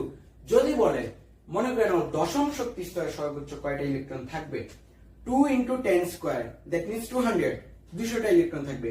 আশা করি বুঝছি আমরা। এগুলা এমসিকিউ তে আসতে পারে, এততম শক্তি স্তরে কয়টা ইলেকট্রন থাকে। তারপর যদি বইলা দেয় তোমাকে s অরবিটালে অথবা p অরবিটালে সর্বোচ্চ কয়টা ইলেকট্রন থাকতে পারে, সেটা এই সূত্রটা থেকে পাবো আমরা। 2 × 2l + 1। l মানে উপশক্তি স্তর আমরা জানি, আমাদেরকে বলে দিবে s অথবা p অরবিটাল বা d অথবা f অরবিটাল। মনে করলাম d অরবিটাল বলছে, d এর মানটা কত, এই মানটা বসাইতে হবে 2। তাহলে এই মানটা যদি বসাই, মনে করলাম আমাকে বলছে d অরবিটালের জন্য, তাহলে 2 × 2 × 2 + 1 কত আসে, 2 × 4, 4 × 5, 5 × 10, 10। তার মানে আমি এটা কার জন্য বের করছি, d অরবিটালের জন্য। যেহেতু d এর মানটা আমরা দেখছি 2, এজন্য 2 × 2l, l এর জায়গায় 2 বসাইছি। যদি বলা হয়তো f অরবিটালের জন্য, l এর জায়গায় বসতো 3, এখানে 2 না হয়ে তখন হয়তো 3, এবং মানটা হয়তো কত, 3 × 6, 6 × 7, 7 × 14। তো আশা করি পারা যাবে। এমসিকিউ তে এই ধরনের ম্যাথ আসতে পারে। বলতে পারে তোমার s অরবিটালে কয়টা ইলেকট্রন থাকতে পারে সর্বোচ্চ, বলতে পারে তোমার p অরবিটালে, d অরবিটাল, f অরবিটালে কয়টা থাকতে পারে, অথবা বলতে পারে তোমার পঞ্চম শক্তি স্তরে সর্বোচ্চ কয়টা ইলেকট্রন থাকতে পারে, 2n² সূত্রটা ব্যবহার হবে। তারপর উপশক্তি স্তরের কথা বলে 2 × 2l + 1 সূত্রটা ব্যবহার হবে। এবং আমাকে মনে রাখতে হবে, অবশ্যই মনে রাখতে হবে k l m n এদের প্রত্যেকের মান কত, ছোট হাতে s p d f এদের প্রত্যেকের মান কত। মনে রাখলে এই ধরনের ম্যাথ আমরা পেয়ে যাবো আশা করি। আর এই ধরনের ম্যাথগুলা ওই যে অ্যাডমিশন টেস্টে কিন্তু ছোটখাটো ম্যাথই দেয়, অ্যাডমিশন টেস্টে এই ধরনের ম্যাথগুলো ইম্পর্টেন্ট। এবার আসি এই সূত্রটা নিয়ে, যেটা শুরুতে বলছিলাম আলোচনা করব। এটা কি, আচ্ছা l = 0 থেকে n - 1। এটা ব্যবহার করার আগে একটা ছোট্ট টপিক বলি, কোন একটা অরবিটালকে কিভাবে প্রকাশ করা হয়। একটা অরবিটালকে প্রকাশের পদ্ধতিটা হচ্ছে n l। n এর মানটা সংখ্যা দিয়ে লেখা হয় এবং l এর মানটা লেখা হয় ওই যে spdf শিখছে সেটা দিয়ে। যেমন হতে পারে 1s, তারপর ধর 2p, 3s, 3d। এই যে দেখো 1 2 3 4, 1 2 3 3, এগুলা n এর মান বলছিলাম সংখ্যা দিয়ে লেখা হয়, সংখ্যা দিয়ে লিখছি।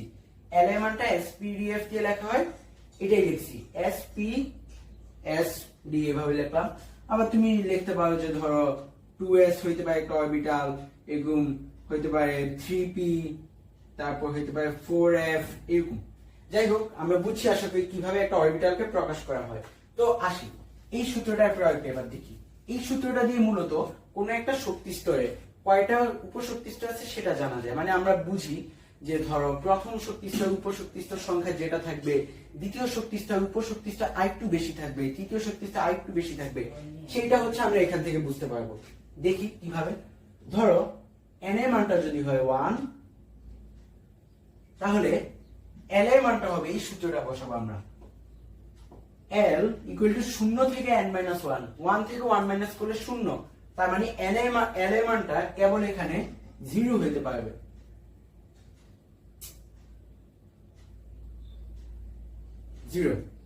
এবং তার অরবিটালটার নাম কি হবে? অরবিটাল হবে একটা, অর্থাৎ উপশক্তি স্তরে একটা, সেটা হবে 1s।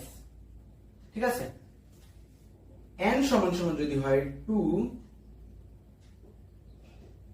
তাহলে l এর মানটা হবে হচ্ছে 0, আর 2 থেকে n মাইনাস 1, n এর মান হবে 2, 2 থেকে 1 বিয়োগ করলে আসবে 1, 0,1।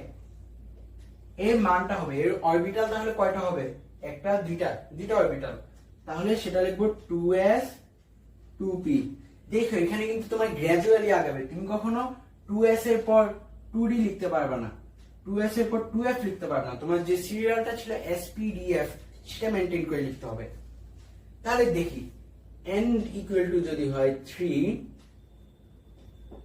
l এর মানটা হবে 3 থেকে 1 বিয়োগ গেলে কত? 2।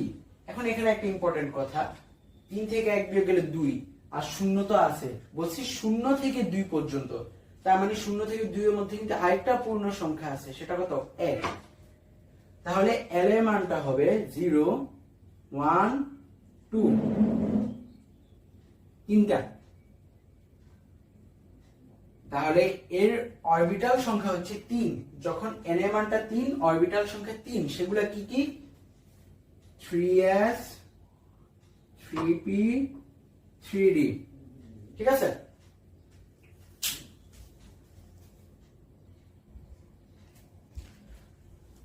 আচ্ছা একইভাবে n এর মানটা যদি হয় 4,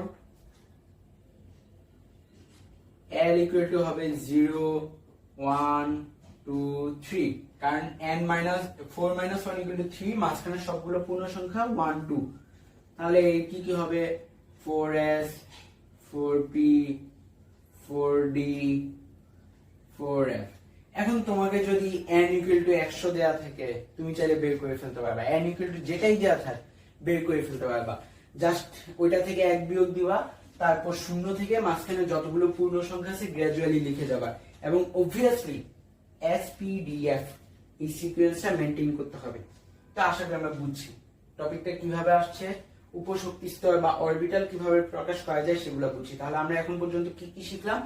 আমরা শক্তি স্তর সম্পর্কে জানলাম, উপশক্তি স্তর সম্পর্কে জানলাম, একটা শক্তি স্তরের মধ্যে কয়টা ইলেকট্রন থাকতে পারে সর্বোচ্চ, একটা উপশক্তি স্তরে কয়টা ইলেকট্রন সর্বোচ্চ থাকতে পারে সেগুলা জানছি, শক্তি স্তরকে যে KLMN দিয়ে প্রকাশ করে সেগুলা জানছি, উপশক্তি স্তরকে যে SPDF দিয়ে প্রকাশ করে সেগুলা জানছি, এবং কোন একটা নির্দিষ্ট শক্তি স্তরে কোন একটা নির্দিষ্ট অরবিটালকে কিভাবে প্রকাশ করা হবে, অর্থাৎ 1s, 2s, 2p, 3s, 3p, 3d এগুলা যে দিয়ে যে প্রকাশ করা যায় সেগুলো সম্পর্কে আমরা জানছি। তাহলে আমাদের নেক্সট টপিকটা কি? নেক্সট টপিকটা হচ্ছে ইলেকট্রন বিন্যাসের দুটা নীতি শিখবো আমরা, আউফবাউ নীতি এবং বিজ্ঞানের হুন্ডের নীতি। সো লেটস প্রথমে আউফবাউ নীতি। আউফবাউ নীতি হচ্ছে পরমাণুতে ইলেকট্রন প্রবেশের সময় প্রথমে সর্বনিম্ন শক্তির অরবিটালে প্রবেশ করবে, তারপর ক্রমান্বয়ে উচ্চ শক্তির অরবিটালে প্রবেশ করবে। অর্থাৎ কোন একটা ইলেকট্রন যখন পরমাণুতে প্রবেশ করবে, সে সবচেয়ে কম শক্তিতে আগে প্রবেশ করবে, তারপর একটু বেশি শক্তিটায়, তারপর আরেকটু বেশি শক্তিটায় ক্রমান্বয়ে প্রবেশ করতে থাকবে। সো এই নীতিটা অ্যাপ্লাই করে বেশিরভাগ মৌলের পরমাণুর ইলেকট্রন বিন্যাসটা করা হয়। কিছু ব্যতিক্রম আছে, সেক্ষেত্রে হুন্ডের নীতিটা অ্যাপ্লাই করা হয়, সেটা একটু পরে দেখতেছি আমরা। আউফবাউ নীতিটা আমরা ক্লিয়ার করি। আমরা বলছিলাম সর্বনিম্ন শক্তিটায় আগে প্রবেশ করবে, তাহলে আমাদেরকে প্রথমে শক্তির হিসাবটা কিভাবে করা হয় সেটা জানতে হবে। শক্তির হিসাবটা এই ক্ষেত্রে করা হয় এই যে n প্লাস l এই সূত্রটা ব্যবহার করে। এখানে n এর পরিচয় কি? N হচ্ছে আমাদের প্রধান শক্তি স্তর আর L হচ্ছে উপশক্তি স্তর। তার মানে সাপোজ একটা অরবিটাল 3p, ঠিক আছে, এটার মধ্যে N কোনটা? N হচ্ছে 3, L হচ্ছে p। তার মানে আমি লিখলাম 3 প্লাস p এর মানটা আমরা এখানে বসাবো। p এর মান আমরা কত দেখলাম? 1। 3 + 1 = 4। সাপোজ আমাকে বলা হইলো 5s অরবিটাল, 5s, n এর মান 5, l এর মান s অর্থাৎ 0, দ্যাট মিন্স 5। আরেকটা एग्जांपल দেখাই, বলা হইলো 4f, এজন্য n এর মানটা কত? 4, l এর মানটা f, দ্যাট মিন্স 3, এটা হইতো 7। এখন আমি যদি বলি এখানে সবচেয়ে বেশি শক্তি কার? দেখো 7 সবচেয়ে বড় সংখ্যা, তার মানে এই তিনটা অরবিটাল যে নিচে 3p, 5s, 4f, এই তিনটার মধ্যে সবচেয়ে বেশি শক্তি হচ্ছে 4f এ, তারপর হচ্ছে 5s এ, এবং সবচেয়ে কম শক্তি হচ্ছে 3p। কিভাবে বুঝি? যোগ করার ফলে যেটার সংখ্যাটা সবচেয়ে কম হয়েছে, যেটার যোগফলটা সবচেয়ে কম হয়েছে, সেটা হচ্ছে সর্বনিম্ন শক্তি। তাহলে আমরা কয়েকটা মৌলে ইলেকট্রন বিন্যাস দেখি, আমাদের কাছে টপিকটা ক্লিয়ার হবে। এখন এই ক্ষেত্রে একটা সূত্র আছে, সূত্রটা আগে দেখিয়ে দিই। সূত্র না, ওটা বেসিক্যালি হচ্ছে যে এই যে সূত্রটা আমরা দেখছি n + l, এটা থেকে একটা সিদ্ধান্তে আসে, ওই সিদ্ধান্তটাই দেখাই। এটা হচ্ছে এভাবে 1s, 2s, 2p, 3s, 3p, 3d, 4s, 4p, 4d, 4f। দেখবো এটার মধ্যে কিভাবে লিখতেছে।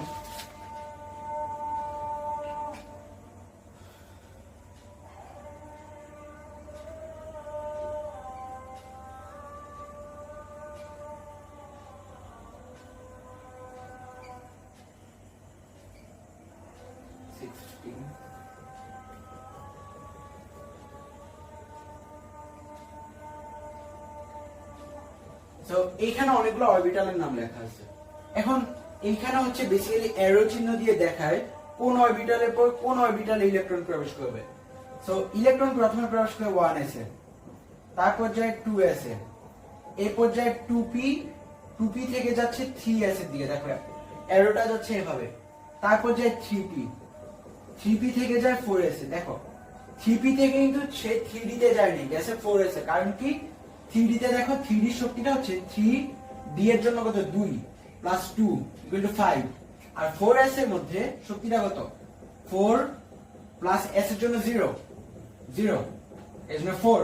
তার মানে 3d 4s এর থেকে বেশি শক্তিশালী, এজন্য 3p পর ইলেকট্রন স্ট্রেট 4s এ যাচ্ছে, 3d তে না। এরপরে যদি অ্যারোটা আঁকি এভাবে কোণাগুণি ভাবে টানলে 3d থেকে 4p, 4p থেকে 5s, আবার টানলে 4d, 5p, 6s, আবার 4f, 5d, 6p, 7s, 6d, 5f, 6d, 7p, 8s। এই জিনিসটা হচ্ছে বুঝার জন্য বলতে বেসিক্যালি এটা যদি তুমি কয়েকবার দেখো, যখন তোমাকে খুব বড় একটা মৌল, খুব বড় বলতে ধর যে মৌলের পারমাণবিক সংখ্যা 30, 31 এরকম একটা মৌল দিবে, তুমি একটু তাড়াতাড়ি এটা করে ফেলতে পারবে, মানে ওই মৌলের ইলেকট্রন বিন্যাসটা একটু তাড়াতাড়ি লিখে ফেলতে পারবে, নট লাইক এটা তোমাকে মুখস্থ করতে হবে। এটা জাস্ট সিম্পল ইয়া। যেমন এই যে আমি কিন্তু বুঝি যে কেন এটার পর এটা গেছে, এই মতো একটা एग्जांपल দেখাইলাম, 3p পর কেন 3d তে না গিয়ে 4s এ গেছে। তেমনি তুমি যদি বের করতে চাও, দেখো 4p থেকে গেছে 5s এ, 4d তে যায়নি, কেন যায় নাই 4d তে, কেন 5s এ গেছে, জাস্ট এখানে বসাও মানগুলা, দেখবা যে 4d শক্তি 5s থেকে বেশি, এই জন্য এটা ফলো করছে। আচ্ছা, আজান দিচ্ছে, আমরা একটু ব্রেক নিই।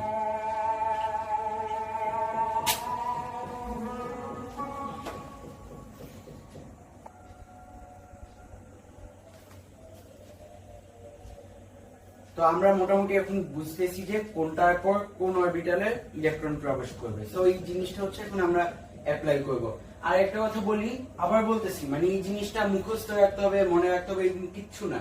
এটা জাস্ট বুঝার জন্য, জাস্ট দেখার জন্য দিছি। এটা যদি তুমি কয়েকবার দেখো, তুমি নিজে একটু ফ্লুয়েন্ট হয়ে যাবা, যে মানে একটু তাড়াতাড়ি ইয়াগুলা করতে পারবা, এই ইলেকট্রন বিন্যাসগুলা লিখতে পারবা। প্রতিবার হচ্ছে তোমাকে এইভাবে আলাদা আলাদা করে ভেঙে বের করতে হবে না।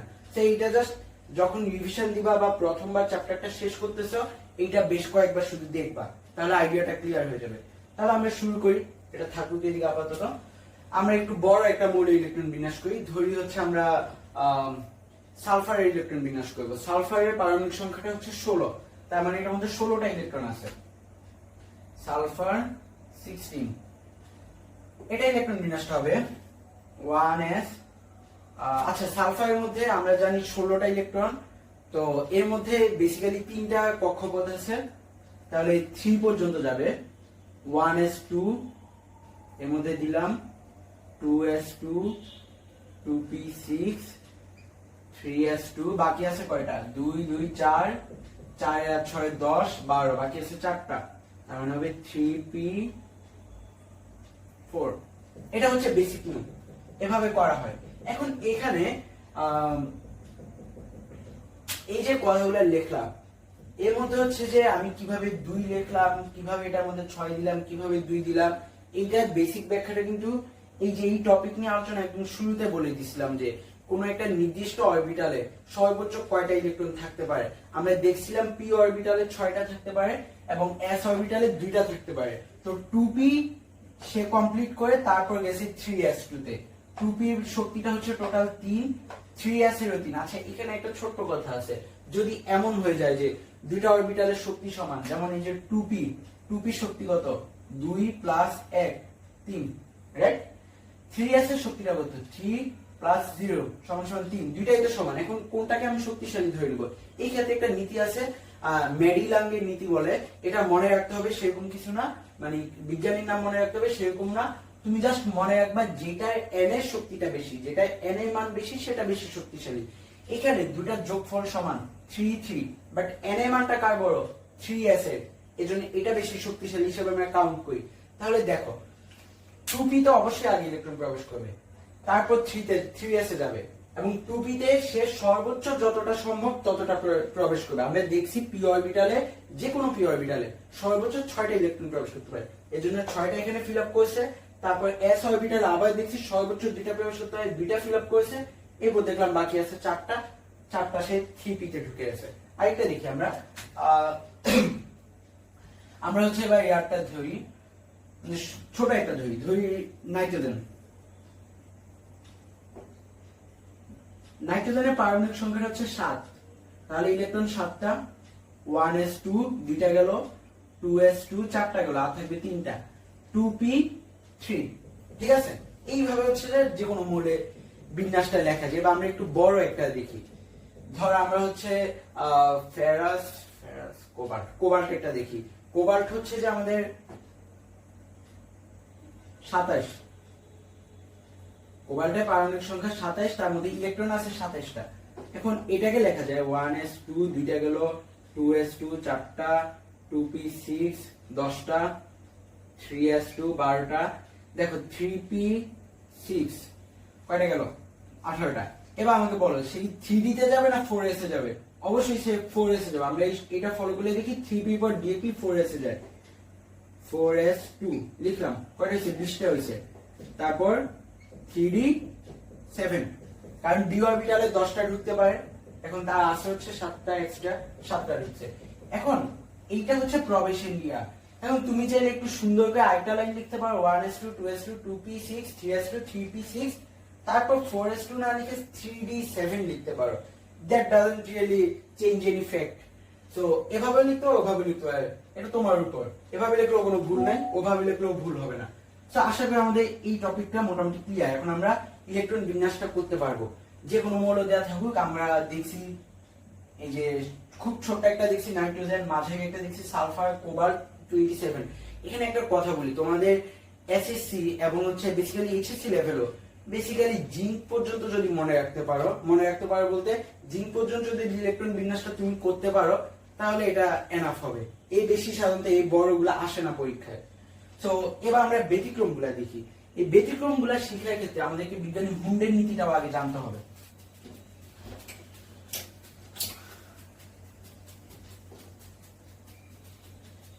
বিজ্ঞানী হুন্ডের নীতিতে দুইটা অংশ আছে। দুইটা অংশের মধ্যে একটা অংশ এসএসসি লেভেলে নাই, সেটা কোনো এক্সামে কোনো প্রয়োগ আসে না, সেটা তোমাদের বইও নাই আমার যতদূর মনে পড়ে। জাস্ট প্রথম অংশটা আছে, প্রথম অংশটাই আমি বলবো এবং এটা নিয়ে পুরো ক্লাসটা ডিসকাস করব। প্রথম অংশটা হচ্ছে কোন অরবিটালে ইলেকট্রন প্রবেশের সময় এমন ভাবে প্রবেশ করবে যেন অরবিটালটি পূর্ণ বা অর্ধপূর্ণ থাকে। পূর্ণ বা অর্ধপূর্ণ বলতে কি বুঝাচ্ছে? ধরলাম পি অরবিটাল। পি অরবিটালে সর্বোচ্চ কয়টা ইলেকট্রন থাকতে পারে? আমরা জানি 6টা। এখন 6টা ইলেকট্রন যদি পি অরবিটালে থাকে, সেটা যে কোনো পি হতে পারে, 2p 3p এনিথিং। যদি 6টা থাকে তাহলে সে সম্পূর্ণ পূর্ণ। এখন অর্ধপূর্ণ কি? অর্ধেক, তার মানে 3টা।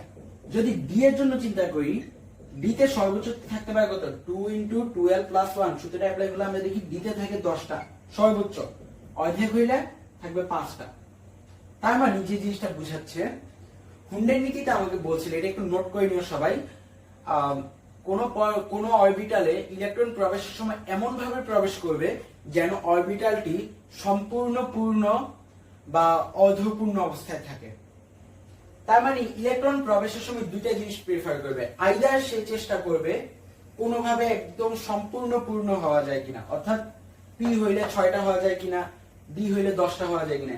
যদি এটা সম্ভব না হয় তাহলে সে চেষ্টা করবে কোনোভাবে অর্ধপূর্ণ হওয়া যায় কিনা, অর্থাৎ পি হইলে 3টা হওয়া যায় কিনা, ডি হইলে 5টা হওয়া যায় কিনা। আবার আরেকটা বলে দেখি, এফ এর ক্ষেত্রে যদি হয়, এফ এর সর্বোচ্চ থাকতে পারে 14টা, অর্ধেক হইলে 7টা। মানে এফ অরবিটালে প্রবেশের সময় প্রথম ইন্টেনশন থাকবে 14টা করার, ওটা সম্ভব না হলে চেষ্টা করবে 7টা করার। তো আশা করি নীতিটা মোটামুটি বুঝা গেছে। এখন এটা অ্যাপ্লিকেশনটা কোথায়?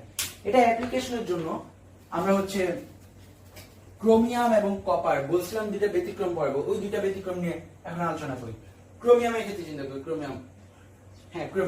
ক্রোমিয়াম হচ্ছে 24,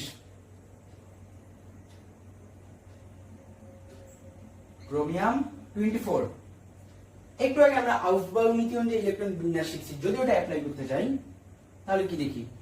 1s2 2s2 2p6 3s2 3p6, তারপর 3d তে যাওয়ার আগে 4s এ যাবে, 4s2 কয়টা হলো? হয়েছে হচ্ছে 20টা, 18 2 20, তাহলে বাকি আছে কয়টা? 4টা, 3d 4। এমনই তো হওয়ার কথা ছিল আউসবাউ নীতি অনুযায়ী, কিন্তু এমন হয় না। কারণ দেখো, ডি অরবিটালে যদি 5টা হয় সে অর্ধপূর্ণ থাকে, আবার এস অরবিটালে যদি একটা হয় সেও কিন্তু অর্ধপূর্ণ থাকে। এখন যে কাহিনীটা হয়, এস থেকে একটা অরবিটাল, একটা ইলেকট্রন এস অরবিটাল থেকে একটা 4s অরবিটাল থেকে একটা ইলেকট্রন 3d অরবিটালে চলে যায়, তাহলে যে সুবিধাটা হয়, এটাও অর্ধপূর্ণ থাকে, এটাও অর্ধপূর্ণ থাকে। এই অবস্থায় এই পরমাণুটা একটু স্থিতিশীল অবস্থায় থাকে, এবং পৃথিবীতে সকল কিছু, সেটা পরমাণু বলি, মানুষ বলি, এনিথিং, সবকিছু চাই একটা স্থিতিশীল অবস্থায় থাকতে। সো স্থিতিশীল অবস্থা অর্জনের জন্য এইখানে 4s থেকে একটা ইলেকট্রন 3d তে চলে যাবে। তাহলে যেটা বেসিক্যালি হুন্ডের নীতি ছিল আর কি। তাহলে এটাকে যদি আমরা একটু ইয়া করে লিখি, রিঅ্যারেঞ্জ করে লিখি,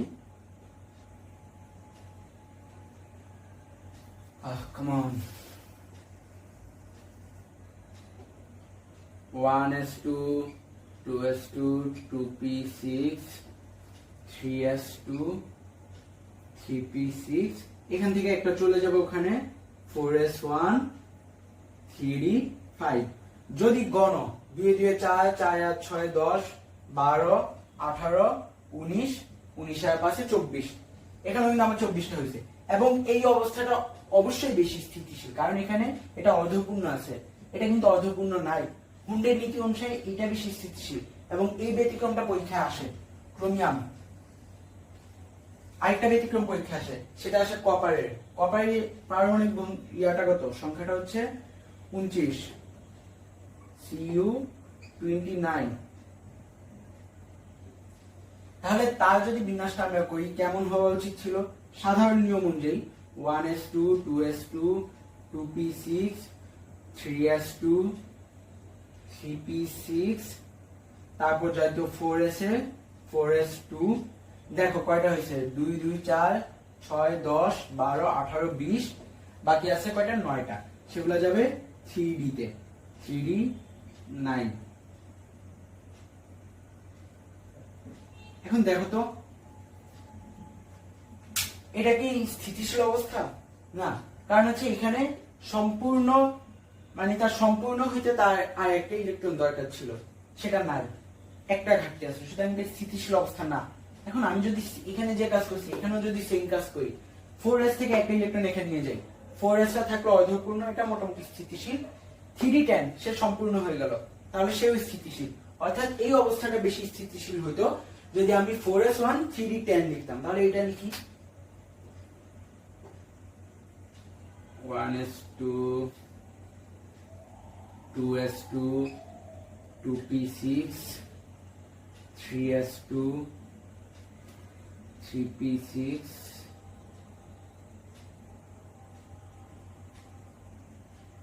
4s থেকে একটা চলে যাচ্ছে ওখানে, তাহলে হবে 4s1 3d10। দেখো এখানেও যদি আমি হিসাব করি, এখানেও আমার 29টা ইলেকট্রনই হয়, 2 দিয়ে 4 6 10 12 18 19 19 আর 10 29। তাহলে এটা বেশি স্থিতিশীল অবস্থা, রাইট? তাহলে এই দুইটাই ব্যতিক্রম, খুব ইম্পর্টেন্ট পরীক্ষায়, মানে এগুলা থেকে প্রায় কোশ্চেন আসে তোমার যে কোনো জায়গায় বলো। ইভেন এটা তোমার আজীবন কাজে লাগবে, আজীবন বলতে অন্তত ইউনিভার্সিটি অ্যাডমিশন পর্যন্ত এই দুইটা ব্যতিক্রম কাজে লাগবেই।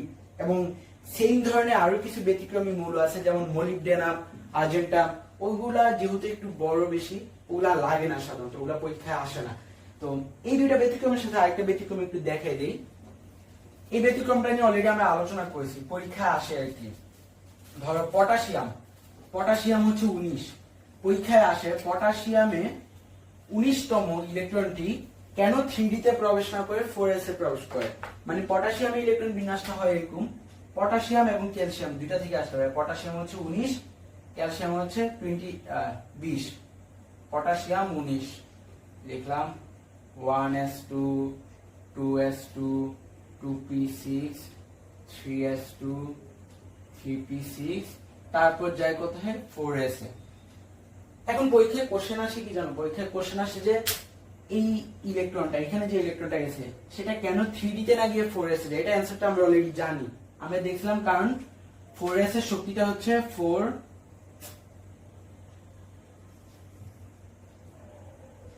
+ 0 = 4, 3d টা হচ্ছে 3 + 2 = 5। যেহেতু 3d বেশি শক্তিশালী, সুতরাং আউফবাউ নীতি অনুসারে কম শক্তিশালী অরবিটাল 4s এ আগে ইলেকট্রন প্রবেশ করে। সেম ধরনের একটা ব্যতিক্রম আছে ক্যালসিয়াম 20, Ca20। তো পরীক্ষায় এটাও আসে যে ক্যালসিয়ামের সর্বশেষ দুইটা ইলেকট্রন, মানে ক্যালসিয়ামের যদি ইলেকট্রন বিন্যাসটা করে এখানে 4s এর পরিবর্তে শুধুমাত্র 4s2 হতো, বাকি সব সেম। পরীক্ষায় কোশ্চেন আসে ক্যালসিয়ামের সর্বশেষ দুইটা ইলেকট্রন কেন 4s অরবিটালে প্রবেশ করে 3d তে প্রবেশ না করে। ব্যাখ্যাটা এক্স্যাক্টলি সেম, এবং কেন সেম সেটা আমরা অলরেডি আশা করি জানি। তো আমাদের ইলেকট্রন বিন্যাস নিয়ে আলোচনা এতটুকুই। তো আমরা এখান থেকে কি কি মনে রাখতে হবে, আমাদেরকে মনে রাখতে হবে যে অরবিটাল এবং অরবিটের শক্তি মান কি, অরবিটাল এবং অরবিটের যে সর্বোচ্চ ইলেকট্রন ধারণ ক্ষমতা, এটা যে দুইটা সূত্র ছিল 2n² এবং 2 × 2l + 1, এই দুইটা সূত্র থেকে প্রায় এমসিকিউ আসে। তারপর হচ্ছে যে মনে রাখতে হবে আমাদেরকে কোন একটা শক্তি স্তরে কয়টা অরবিটাল, অর্থাৎ কয়টা উপশক্তি স্তর সম্ভব, যেটা আমরা 0 থেকে n-1 সূত্র দিয়ে বের করছি। এই দুইটা জিনিস, মানে তিনটা সূত্র আমাকে জানতে হবে। তারপর হচ্ছে ইলেকট্রন বিন্যাসের যে নীতিগুলা ছিল, আউফবাউ নীতি, অর্থাৎ n + l যে নীতিটা, ওই নীতিটা, এবং ওইটার যে দুইটা প্রয়োগ, মানে যে দুইটা কোশ্চেন সাধারণত আসে, একটা হচ্ছে পটাশিয়াম এবং ক্যালসিয়াম থেকে, যেগুলো মাত্র দেখাইছি, এই বিষয়গুলো। এবং হুন্ডের নীতিতে যে ইলেকট্রন চেষ্টা করে হচ্ছে অর্ধপূর্ণ ভাবে থাকার বা সম্পূর্ণ হয়ে থাকার, সেই নীতিটা। এবং ওইটার যে দুইটা ব্যতিক্রম আমরা দেখছিলাম ক্রোমিয়াম এবং কপারে, এই বিষয়গুলো হচ্ছে আমাকে ইলেকট্রন বিন্যাস টপিক থেকে মনে রাখতে হবে। আমাদের ইলেকট্রন বিন্যাস নিয়ে আলোচনা এতটুকুই। আমাদের নেক্সট টপিকটা হচ্ছে পারমাণবিক ভর এবং আপেক্ষিক পারমাণবিক ভর। পারমাণবিক ভরটাকে আসলে বলা হয় প্রকৃত পারমাণবিক ভর। সেটা কি? সেটা হচ্ছে, আমরা মনে করে দেখো রাদারফোর্ড মডেলে আমরা পড়ছিলাম কি, পরমাণু নিউক্লিয়াসে পরমাণু সকল ভর বিদ্যমান থাকে, এবং নিউক্লিয়াসে কে কে থাকে, নিউক্লিয়াস থাকে নিউট্রন এবং প্রোটন। তার মানে আমি যদি কোনো একটা নির্দিষ্ট পরমাণুর নিউক্লিয়াসে যে কয়টা প্রোটন আছে তাদের সকলের ভর প্লাস হচ্ছে যে কয়টা নিউট্রন আছে তাদের সকলের ভর যোগ করি, আমি সেই পরমাণুর ভরটা পেয়ে যাই, মানে তার প্রকৃত পারমাণবিক ভরটা পাই। সাপোজ আমরা সোডিয়ামের কথা চিন্তা করি, সোডিয়ামের মধ্যে নিউট্রন আছে 12টা, প্রোটন আছে, কিছুই তো লেখা যাচ্ছে না, প্রোটন আছে 11টা। এখন প্রতিটা নিউট্রনের ভর কিন্তু আমরা জানি 1.675 × 10⁻⁻27 কেজি, এবং প্রোটনের ভর আমরা জানি 1.675 × 1.673 × 10⁻⁻27 কেজি।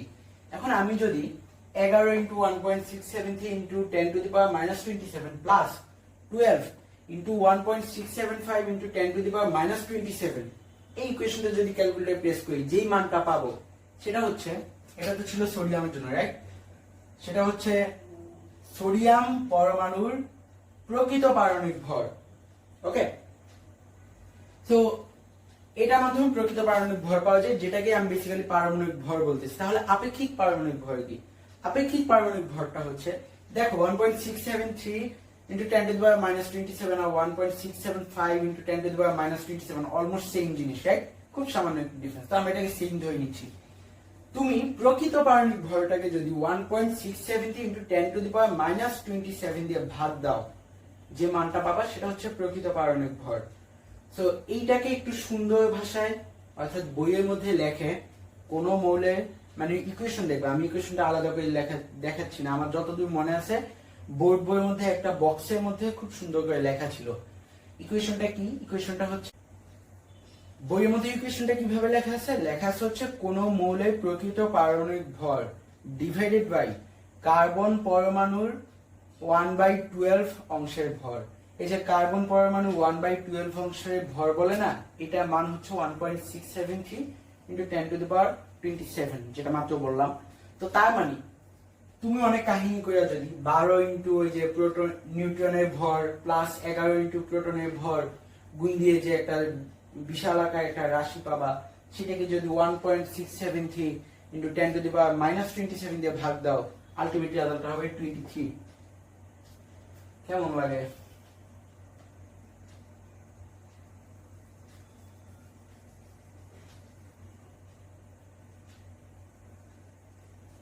আচ্ছা, যাই হোক, এটা আমি দেখাচ্ছি না, মার্কারটা গেছে। এনিওয়ে, তাহলে আমরা বুঝতেছি আশা করি আপেক্ষিক পারমাণবিক ভর কাকে বলে এবং প্রকৃত পারমাণবিক ভর কি। সো টপিকটা এতটুকুই। এটা থেকে বিশেষ করে সাধারণত ম্যাথ আসে না। সাধারণত যদি আসেও তোমার পরীক্ষার হলে তোমার হয়তো বা বলে দিবে যে অমুক পরমাণুর প্রকৃত ভর হচ্ছে এত, তা আপেক্ষিক পারমাণবিক ভর কত। তো প্রকৃত ভর যেটা দেওয়া আছে সেটাকে জাস্ট ওই যে 1.673 × 10⁻⁻27 দিয়ে ভাগ দিবা, তাহলে যেটা আসবে সেটা হচ্ছে তোমার অ্যান্সার। সো এই টপিকটা নিয়ে আলোচনা এতটুকুই। তারপর চলে যাচ্ছে আইসোটোপের ক্ষেত্রে। আইসোটোপ কি? যদি দুটি পরমাণুর পারমাণবিক সংখ্যা সেম বাট তাদের ভর সংখ্যা ভিন্ন হয়, তাহলে তারা পরস্পরের আইসোটোপ। এটা হচ্ছে আইসোটোপের সংজ্ঞা। তো আমরা এক্সাম্পল দেখি। ধরি একটা পরমাণু হচ্ছে হাইড্রোজেন, হাইড্রোজেনের ভর সংখ্যা 1, পারমাণবিক সংখ্যা 1, আমরা জানি স্বাভাবিক অবস্থায়। বাট প্রকৃতিতে এমন কিছু হাইড্রোজেনের পরমাণু থাকে যেগুলোর মধ্যে দেখা যায় পারমাণবিক সংখ্যাটা 1, ভর সংখ্যাটা হয় 2, অর্থাৎ যদি নিউক্লিয়াসে একটা নিউট্রনও থাকে। আবার এমন হাইড্রোজেনও আছে যেটা হচ্ছে এই ভর সংখ্যাটা মনে করে 3, পারমাণবিক সংখ্যাটা তো 1। দেখো সংজ্ঞার সাথে মিলে, সংজ্ঞায় কি বলছিলাম, পারমাণবিক সংখ্যাটা একই হবে বাট ভর সংখ্যাটা ভিন্ন হবে। তিনটা পারমাণবিক সংখ্যা সেম, তিনটা ভর সংখ্যা ভিন্ন, সুতরাং আমরা সংজ্ঞা অনুযায়ী বলতে পারি আইসোটোপ। এরকম আরো কয়েকটা আইসোটোপ দেখি আমরা। কার্বনের আইসোটোপ আছে, কার্বন 6, যে 12, 14, দুইটা আইসোটোপ কার্বনের। আরো আছে, তারপর অক্সিজেনের আছে 8, 16 ও 8, 18। এরকম মানে বেসিক কথাটা হচ্ছে যদি পারমাণবিক সংখ্যাটা সেম, ভর সংখ্যাটা ভিন্ন হয়, তাহলে তার আইসোটোপ। তো আইসোটোপে কয়েকটা ইম্পর্টেন্ট কিছু ম্যাথ আছে, এবং হচ্ছে যে বিশেষ করে এসএসসির জন্য খুব ইম্পর্টেন্ট একটা টপিক হচ্ছে আইসোটোপের ব্যবহার। এমসিকিউ সবসময় আসে, সামটাইমস রিটেনও চলে আসে। তো আমরা ওই টপিকটায় মুভ করি। আইসোটোপের ম্যাথ গুলো কিরকম আসে?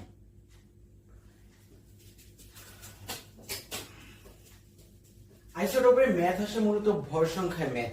মানে দেখা যায় কিছু পরমাণু, যেমন খুব কমন যেটা পরমাণু হচ্ছে ক্লোরিন এবং কপার। আইসোটোপের ম্যাথ আসার জন্য এই দুইটা বেশি ফেভারিট। ক্লোরিনের ক্ষেত্রে দেখা যায় ক্লোরিনের দুইটা আইসোটোপ আছে, একটা হচ্ছে ক্লোরিন 35 ভর সংখ্যা, আর এটা তো 17, আর এটা হচ্ছে ক্লোরিন 37 একটু শিওর হয়নি, হ্যাঁ 37। তো এখান থেকে ম্যাথটা যেটা আসে সেটা হচ্ছে একটা গড় পারমাণবিক ভরের দরকার হয়, মানে দেখা যায় প্রকৃতিতে যতগুলা ক্লোরিন পরমাণু পাওয়া যায় তার 75% হচ্ছে এটা হচ্ছে 75%, আর বাকি 25% হচ্ছে এইটা। এখন তোমাকে যদি কেউ জিজ্ঞাসা করে ক্লোরিনের পারমাণবিক ভর কত, তুমি কোনটা বলবা? এটা বলবা না ওইটা বলবা? তো এই জন্য একটা কমন একটা রেজাল্ট বের করার দরকার হয়, যেটাকে গড় পারমাণবিক ভর বলা হয়। তো সেটা কিভাবে করে সেটা আমরা দেখি। এটার জন্য একটা সূত্র আছে, সূত্রটা হচ্ছে, লিখে দিচ্ছি আগে সূত্রটা, তারপর পরিচয় বলে দিচ্ছি। am প্লাস bn, আচ্ছা তোমাদের বইয়ের মতো করে লিখি, বইয়ের মধ্যে px আর qy দিয়ে সম্ভবত লেখা, দেখি কিভাবে, হ্যাঁ pm আর qn দিয়ে লেখা। হ্যাঁ, সূত্রটা হচ্ছে pm plus qn divided by 100। তো এখানে কোনটার পরিচয় কি?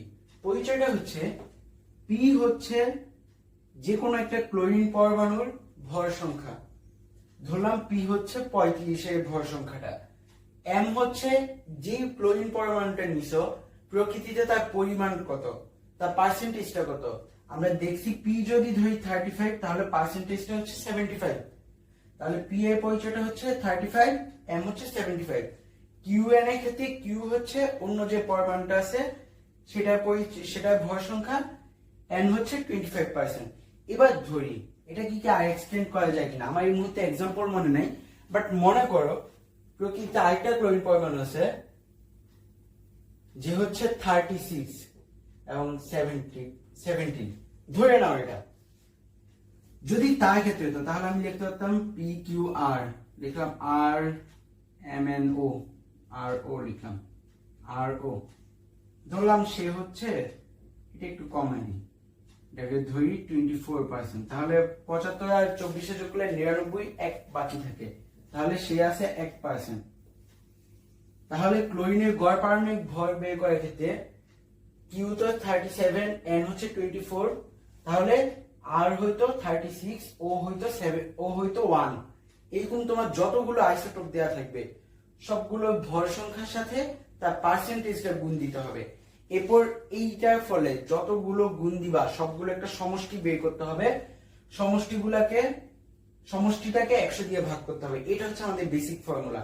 তো সাধারণত হচ্ছে যে দুইটার মধ্যেই চলে আসে, তিনটায় যাওয়ার দরকার পড়ে না। সাধারণত আমাদের যে ম্যাথ গুলো আসে দুইটার মধ্যে থেকেই আসে, তো দুইটা মনে রাখলে এনাফ।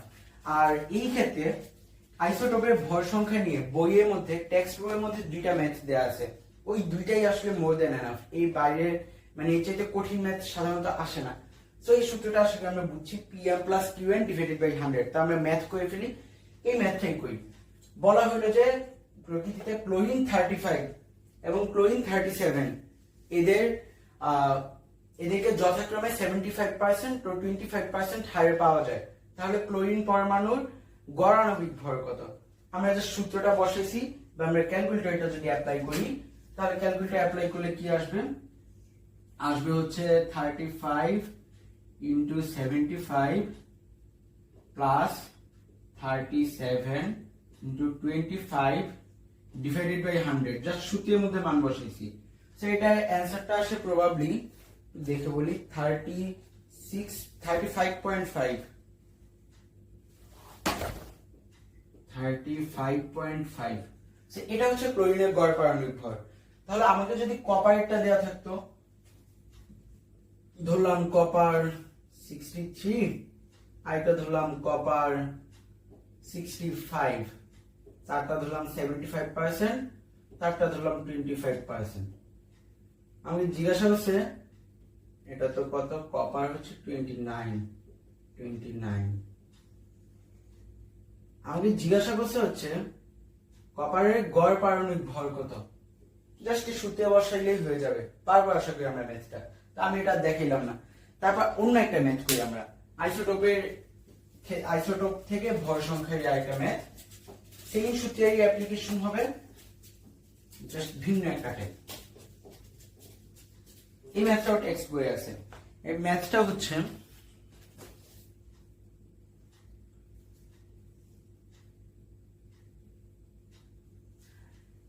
এর আগে হচ্ছে আমরা গড় পারমাণবিক ভরটা বের করছি। এবার আমাদেরকে হচ্ছে যে বলা হলো গড় পারমাণবিক ভর দেয়া আছে এবং আইসোটোপ গুলো ভর সংখ্যা দেয়া আছে, আমাদেরকে বলা হয়েছে তাদের পার্সেন্টেজ বের করতে। অর্থাৎ বলা হলো প্রকৃতিতে ক্লোরিনের আইসোটোপ আছে 35 Cl 17 Cl 37 17,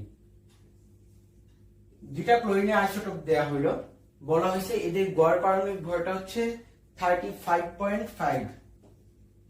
গড়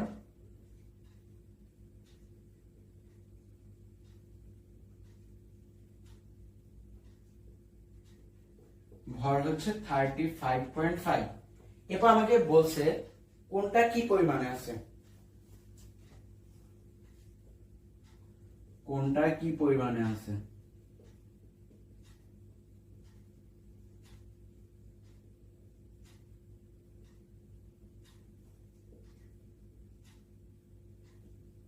টেক্সট বই ম্যাথ। তো আমরা এখান থেকে দেখি, ধরে নিলাম এটা আছে হচ্ছে x%, এটা আছে x%, তাহলে সে অবশ্যই 100 মাইনাস x% হবে, 100 মাইনাস x%, রাইট? এখন তাহলে আমরা ওই যে pm plus qn divided by 100 সূত্রটা শিখছি, ওই সূত্রটা অ্যাপ্লাই করি। তাহলে দেখি, ওটা তো ছিল গড় পারমাণবিক ভর বের করার সূত্র, রাইট?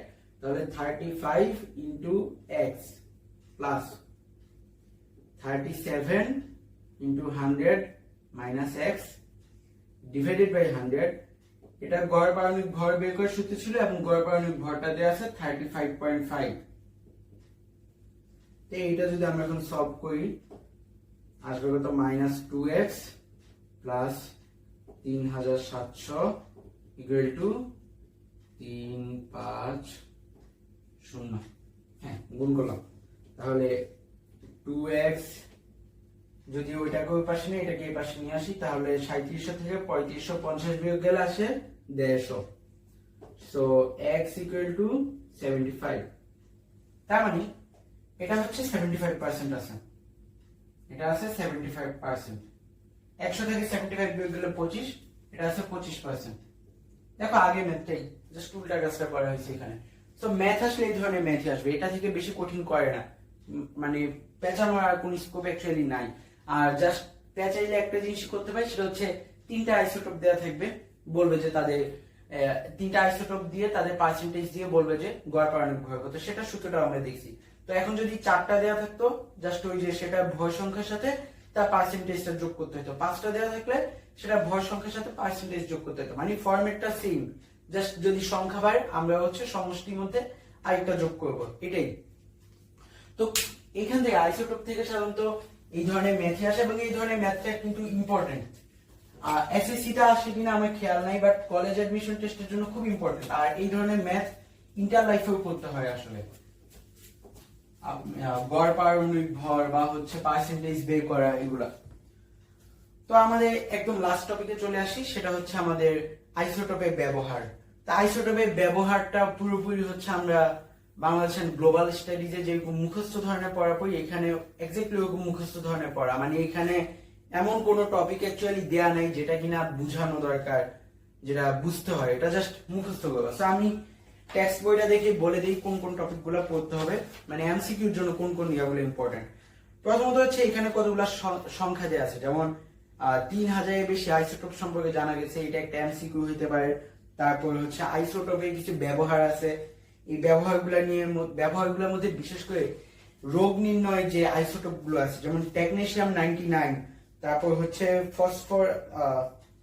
ফসফরাস 32, এরপর হচ্ছে কোবাল্ট 60, এই দুটা রোগ নিরাময় ব্যবহার করে এবং টেকনেশিয়াম 99টা হচ্ছে রোগ নির্ণয় ব্যবহার করে। তো এই নামগুলো ইম্পর্টেন্ট, কোনটা কোন কাজে ব্যবহার করা হয়। এরপর হচ্ছে ফসলের পুষ্টিতে যে গাইগার মূলার কাউন্টার ব্যবহার করে তেজস্ক্রিয় রশ্মি শনাক্ত করা হয়, এটা একটা এমসিকিউ হতে পারে। এরপর আছে হচ্ছে ক্ষতিকারক পোকা নিয়ন্ত্রণ করতে। এখানে হচ্ছে আইসোটোপের ব্যবহার, ফসলের মান উন্নয়ন, বিদ্যুৎ কেন্দ্রের কথাগুলো। যাই হোক, এখান থেকে আপাতত ইম্পর্টেন্ট মানে আমাদের সময় এবং বর্তমান সময় মেইনলি এমসিকিউ আসে হচ্ছে যে তোমার থেকে ওই যে ফসফরাস, কোবাল্ট, টেকনেশিয়াম, এদের পরিমাণটা ইম্পর্টেন্ট, মানে ফসফরাস 32, কোবাল্ট 60 এবং টেকনেশিয়াম 99, এই তিনটা, এগুলো কোন কাজে ব্যবহার করে সেটা ইম্পর্টেন্ট। তারপর গাইগার মুলার কাউন্টার, এই যন্ত্রটা কোন কাজে ব্যবহার করা হয় এটা ইম্পর্টেন্ট। আর লাস্টলি ইম্পর্টেন্ট হচ্ছে তোমার কত সংখ্যক আইসোটোপ পাওয়া গেছে এটা। আর এমনিতে এখান থেকে আসতে পারে সৃজনশীলে ঘ নাম্বারের কোশ্চেন আসতে পারে, যে ধরো তোমাকে একটা হিন্টস দিয়ে দিল, হিন্টস দিয়ে বুঝাই দিল যে এখানে আইসোটোপ সম্পর্কে বলা হচ্ছে, তারপর তোমাকে বললো এ বাস্তব জীবনে প্রয়োগ লিখো। তখন তুমি কি করবে? তখন তুমি সুন্দর করে লিখবা এটা আইসোটোপ, আইসোটোপের কথা বলা হয়েছে। আইসোটোপকে বাস্তব জীবনে অনেক কাজে ব্যবহার করা যায়, যেমন রোগ নির্ণয়ে, রোগ নিরাময়ে, ফসলের রোগ নির্ণয়, ক্ষতিকারক পোকামাকড় নিয়ন্ত্রণে, তারপর হচ্ছে যে ফসলের পুষ্টিমান বাড়ানো, এই ধরনের টপিক গুলা মানে বইয়ের মধ্যে যেগুলো আছে সেগুলো লিখে দিলেই এনাফ। সো আমাদের চ্যাপ্টারটা শেষ। তো আমি জাস্ট একটু সামারি করে আমরা কি কি জিনিস নিয়ে আলোচনা করলাম। প্রথমত হচ্ছে আমরা পদার্থের গঠনের একটা বেসিক আইডিয়া পাইছি, বিভিন্ন ধরনের পদার্থ, তারপর পরমাণু, অণু, এরপর হচ্ছে যে সংকেত, প্রতীক সংকেত, তারপর হচ্ছে ইলেকট্রন, প্রোটন, নিউট্রন, ভর সংখ্যা, পারমাণবিক সংখ্যা, এই টপিকগুলো সম্পর্কে জানছি। এবং এগুলোর মধ্যে কোন কোন ইনফরমেশন গুলো আমাদের এমসিকিউর জন্য দরকারি, কোন ধরনের এমসিকিউ আসতে পারে, বিশেষ করে ভর সংখ্যা এবং পারমাণবিক সংখ্যা থেকে যে এমসিকিউ আসতে পারে, প্রোটন সংখ্যা, নিউট্রন সংখ্যা, ইলেকট্রন সংখ্যা, এই জিনিসগুলো সম্পর্কে আমরা জানছি এবং আলোচনা করেছি। এরপর হচ্ছে যে পরমাণু মডেলের কোন কোন টপিকগুলো আমাদের জন্য দরকারি, কোথায় কোথায় দরকারি এবং কোন জিনিসগুলো আমাদের স্কিপ করতে হবে সেগুলো সম্পর্কে আমরা আলোচনা করেছি। তারপর আমাদের সবচেয়ে ইম্পর্টেন্ট টপিকটা এই চ্যাপ্টারে, যেটা হচ্ছে ইলেকট্রন বিন্যাস। ইলেকট্রন বিন্যাসের জন্য আমরা শক্তি স্তর, উপশক্তি স্তরের পার্থক্য শিখছি, তাদের বিস্তারিত আলোচনা করেছি। এরপর হচ্ছে আমরা কিভাবে পরমাণুতে অরবিটালের মধ্যে ইলেকট্রনগুলো বিন্যস্ত থাকে সেই টপিকগুলো নিয়ে আলোচনা করেছি। তো এর মধ্যে এগুলা থেকে কোশ্চেন আসে, প্রায় গতে আসতে পারে, বিশেষ করে যে ক্রোমিয়াম এবং কপার, তারপর পটাশিয়াম এবং ক্যালসিয়াম, এই চারটা মৌলের যে ব্যতিক্রমটা আছে, ব্যতিক্রম বলতে প্রথম কপার এবং ক্যালসিয়ামটা যে আউসবাউ নীতির প্রয়োগ, আর ক্রোমিয়াম এবং কপার যে হচ্ছে যে তোমার হুন্ডের নীতির প্রয়োগ, এগুলা ব্যাখ্যাটা আসে পরীক্ষায় বেশি। আর এরপর হচ্ছে আমরা জানছি যে কি যেন বলে আপেক্ষিক পারমাণবিক ভর এবং পারমাণবিক ভর সম্পর্কে। এটা এমসিকিউর জন্য ইম্পর্টেন্ট টপিক, যেহেতু এখানে ছোট্ট একটা ম্যাথ আছে। আর আইসোটোপের ব্যবহার, যেটা আমরা দেখলাম মাত্র, আইসোটোপের ব্যবহার এবং আইসোটোপের যে ম্যাথমেটিক্যাল প্রবলেম গুলো ছিল সেগুলো সম্পর্কে আমরা আলোচনা করেছি। আইসোটোপের ম্যাথটা পরীক্ষায় আসতে পারে, আর এসএসসি তে যদি নাও আসে এটা খুব ইম্পর্টেন্ট কলেজ এডমিশন টেস্টের জন্য। আর এই ধরনের ম্যাথ অ্যাকচুয়ালি ইন্টারমিডিয়েট লাইফেও তোমাকে অনেক করতে হবে, এইচএসসির জন্যই বলি বা হচ্ছে ভার্সিটি অ্যাডমিশনে বলি। সো চ্যাপ্টারটা অনেক ইম্পর্টেন্ট আমাদের। আশা করি এমনিতে ক্লাসটা যদি কেউ পুরোটা দেখে থাকো, আই হোপ তোমাদের বেসিকটা ক্লিয়ার হয়েছে এবং কোন কোন জিনিসগুলো পড়তে হবে, কোনগুলো স্কিপ করতে হবে সেগুলো বুঝছো। আর স্টিল যদি কোনো কনফিউশন থাকে কোনো টপিক সম্পর্কে, কমেন্টে জানাও, ইনশাল্লাহ হেল্প করার চেষ্টা করবো। সো আজকে এতটুকুই।